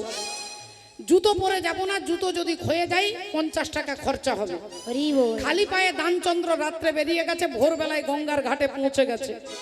এমন একটা ঘাটে স্নান করব যে ঘাটে কোনো ব্রাহ্মণ নেই। ব্রাহ্মণ থাকলে গঙ্গার পুজো করাবে, তর্পণ করাবে, তারপরে দক্ষিণা দিতে হবে। এমন একটা ঘাটে যাব যে ঘাটে সচরাচর কেউ যায় না, মুর্দা ঘাটে, মোড়া পোড়ানোর ঘাটে গেছে। এখন দানচন্দ্র সেই ঘাটে গিয়ে দেখছে কেউ কোথাও নেই, 2টো ডুব দিয়েছে। 3 নাম্বার ডুবটা দেবে আর অন্তর্যামী ভগবান আজকে তাকে পরীক্ষা করবার জন্য চলে এসেছে। ব্রাহ্মণ সেজে ভগবান চলে এসেছেন। দানচন্দ্র 3 নাম্বার ডুব দিয়ে যাই উঠছে, ভগবান হাতটা এগিয়ে দিয়ে বলছে, যজমান কি জয় হো। দানচন্দ্র বললেন, কে আপনি? আমি ব্রাহ্মণ, এখানে মাঝে মাঝেই আসি। তা আপনার মতো অনেক ভদ্রলোক আসে, কেউ আমাকে 1 বছরের খাবারের টাকা দেয়। দানচন্দ্র বললেন, আপনি কি ভেবেছেন আমি আপনাকে 1 বছরের টাকা দেব? ভগবান বললেন, 1 বছরের দিতে হবে না, 6 মাসের দেন। দানচন্দ্র বললেন, 6 মাস তো দূরের কথা, 3 মাসের দেব না। ভগবান বললেন, 3 মাসের দিতে হবে না, 1 মাসের দেন। দানচন্দ্র বললেন, 1 মাস তো দূরের কথা, 15 দিনের দেব না। ভগবান বললেন, 15 দিন নয়, 7 দিনের দেন। দানচন্দ্র বলল, 7 দিন তো দূরের কথা, 1 দিনের দেব না। ভগবান বলে, 1 দিন দিতে হবে না, 1 বেলার খাবারের টাকা দেন। দানচন্দ্র বললেন, 1 বার তো দূরের কথা, জল খাবারের টাকা দেব না। ভগবান বললেন, কিছু একটা দেন। দানচন্দ্র বলে, 1 টাকা দিতে পারি। তা ভগবান বলে, এত বড় কৃপণ লোকের কাছে 1 টাকাও যদি আদায় করতে পারি, আচ্ছা ঠিক আছে সেটাই দেন। দানচন্দ্র বললেন, পকেটে 1 টাকাও নেই, 10 কিলোমিটার দূরে আমার ঘর, যদি কখনো আমার বাড়ি যাও 1 টাকা শোধ করে দেবো। আর মনে মনে ভাবছে, 1 টাকার জন্য কেউ 10 আর 10 এই 20 কিলোমিটার কেউ কি হাঁটবে? দানচন্দ্র ভাবছে, আমার 1 টাকা বেঁচে গেছে। তিনি তাড়াতাড়ি বাড়ি চলে এসেছে। পরের দিন সকালবেলায় ভগবান গিয়ে দরজা ঠক ঠক করছে। দানচন্দ্র গিন্নিকে বলছে, দেখ তো কে এসেছে। গিন্নি যেই দরজা খুলেছে, ভগবান বলছেন, যজমান কি জয় হো। আপনার স্বামী কালকে গঙ্গা স্নান করতে গিয়েছিল, 1 টাকা ধার করে এসেছে, 1 টাকাটা নিতে এসেছে। স্ত্রী গিয়ে বলছে, এই যে ঘাটের মোড়া স্বামী, 1 টাকাও দিতে পারোনি? তা তুই জানলি কি করে? না, ব্রাহ্মণ চলে এসেছে 1 টাকা নিতে।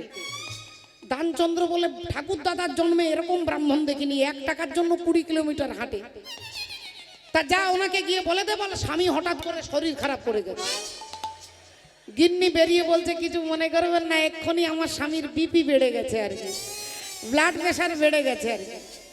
ভগবান বললেন তুমি পাতায় চললে আমিও শিরাই চলবো।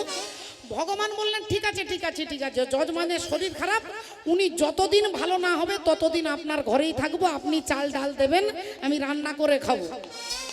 গিন্নি বললেন একটু দাঁড়ান, স্বামীকে এসে বলছে ও স্বামী ভালো যদি চাও 1 টাকা দিয়ে দাও, যতদিন তুমি ভালো না হবে ও থাকবে আমাদের ঘরে, চাল দিতে হবে, আলু দিতে হবে, তেল দিতে হবে, ভালো কথা বলছি 1 টাকা দিয়ে দাও, ঝামেলা করো না।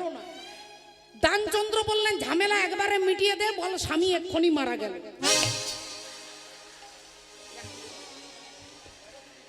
লেঠা একবারে চুকিয়ে দে, যা বলে দে স্বামী মারা গেছে। একটু কেঁদে কেঁদে বলবি, এখন স্ত্রীও বেরিয়েছে, মা গো ভালো যাত্রা করে, ভালো অভিনয় করে, এখন সে বেরিয়ে কেঁদে কেঁদে বলছে ও মা গো। ভগবান চমকে গেছে, আরে কি হলো, এক্ষুনি বিপি বেড়েছিল, এরপরে আর কি হলো, আমার স্বামী দানচন্দ্র মারা গেছে গো। ভগবান বললে ও বাবা, বাপ ঠাকুর দাদার জন্মে এরকম লোক দেখি নাই। বলে ঠিক আছে যখন মারা গেছে আমি পাড়ার লোককে বলে দিচ্ছি। ভগবানও ছাড়ছে না, দেখুন পাড়ার লোককে বলছে দানচন্দ্র মারা গেছে। পাড়ার লোক জানে কত বড় কৃপণ লোক, পচে মারা যাবে কেন, এখন বাঁশ দড়ি কলসি সব নিয়ে এসেছে, দোলা তৈরি করেছে। এবার গিন্নি স্ত্রীকে বলছে এখনো ভালো বলছি 1 টাকা দিয়ে দাও। দানচন্দ্র বললেন টিভিতে দেখিসনি রামদেব বাবাজি নিঃশ্বাসের কত প্রাণায়াম দেখায়, আমি নিঃশ্বাস বন্ধ করে থাকবো। এখন এও ছাড়বে না 1 টাকা। সবাই মিলে বাঁশের দোলাই তুলেছে, আর দোলাই তুলে যেই কাঁধে করে নিয়ে যাবে, এবার গিন্নি আর থাকতে পারছে না, এবার চিৎকার করে বলছে ওগো আমার স্বামী মরেনি গো, ওগো আমার স্বামী মরেনি গো। এবার পাড়ার দিদিরা বলছে কাঁদিস নি দিদি, কাঁদিস নি, স্বামী কি আর সারা জীবন থাকে, মানুষকে একদিন যেতে হয়, কাঁদিস নি দিদি। এবারে সত্যি বলছে, এরা কেউ মানছে না, বাঁশের দোলাই নিয়ে যাচ্ছে, আর ভগবান ভাবছে শ্মশান পর্যন্ত যদি 1 টাকা দেয়। ভগবানও পেছনে যাচ্ছে, আর দানচন্দ্র মাঝে মাঝে নিঃশ্বাস নিচ্ছেন, মাঝে মাঝে দম বন্ধ করে দিচ্ছে। বলো হরি হরি বল নিয়ে যাচ্ছে শ্মশান ঘাটে। ভগবান ভাবছে এরপরে দেবে, বা একবারে চিতা সাজানো হয়ে গেছে, ভগবান বলে এবারে দেবে, আর এরা সবাই চিতায় তুলেও দিয়েছে। দানচন্দ্র নিঃশ্বাস বন্ধ করে আছে, 1 টাকা খরচা করব না। এদিকে মাচিস জ্বালানো হয়ে গেছে। ভগবান দেখলেন আমি আমার বাপের জন্মে এরকম কৃপণ দেখিনি, এ তো বেচারা 1 টাকার জন্য পুড়ে মারা যাবে।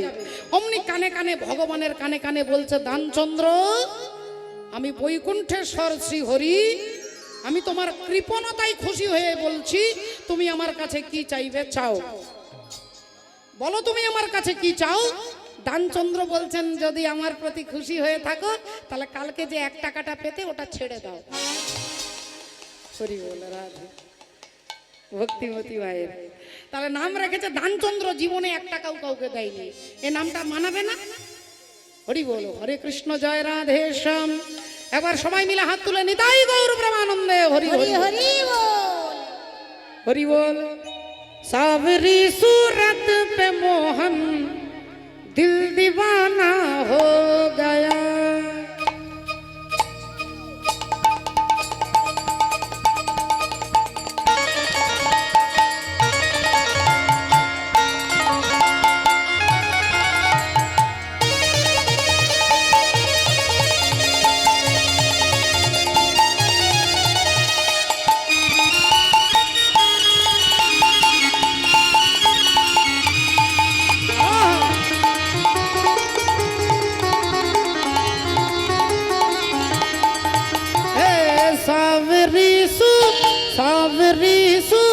सावरी सूरत पे मोहन दिल दीवाना हो गया, सावरी सूरती पे मोहन दिल दीवाना हो गया, दिल दीवाना हो गया, दिल दीवाना हो गया, दिल दीवाना हो गया, दिल दीवाना हो गया, दिल दीवाना हो गया, दिल दीवाना हो गया। सावरी सूरती पे मोहन दिल दीवाना हो गया, सावरी सूरती पे मोहन दिल दीवाना हो गया।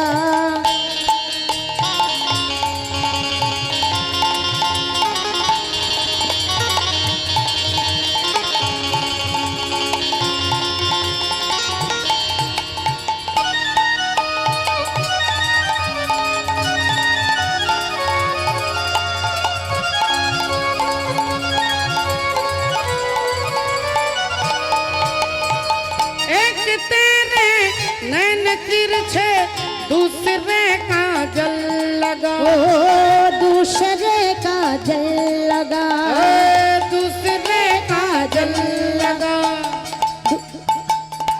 तीसरे नजरे मिलाना दिल दीवाना हो गया आहा दिल दीवाना हो गया दिल दीवाना हो गया सावरी सूरत पे मोहन दिल दीवाना हो गया दिल दीवाना हो गया दिल दीवाना हो गया ভক্তমণ্ডলী ভক্তিমতী মায়েরা বব্রবাহনের হাতে অর্জুনের মুন্ড কাটা হয়েছিল আর সেই মুন্ডটা ভগবান জোড়া লাগিয়ে দিলেন অর্জুনের দর্প চূর্ণ করে অর্জুনকে বাঁচিয়ে দিলেন অর্জুন ভগবানকে জড়িয়ে ধরলেন আজ ভক্ত আর ভগবানের মিলন হইল ভক্ত আরে ভগবানের মিলন হইল প্রেমানন্দে বাহু তুলে হরি হরি ও গো প্রেমানন্দে বাহু তুলে হরি হরি বলো সবে মিলে জয় দাও বলো হরি হরি নামের প্রভাবে ভব সিন্ধু যাবে জয় রাধে রাধা গোবিন্দ জয় রাধে রাধা গোবিন্দ হরি বল হরি বল হরি বল হরি বল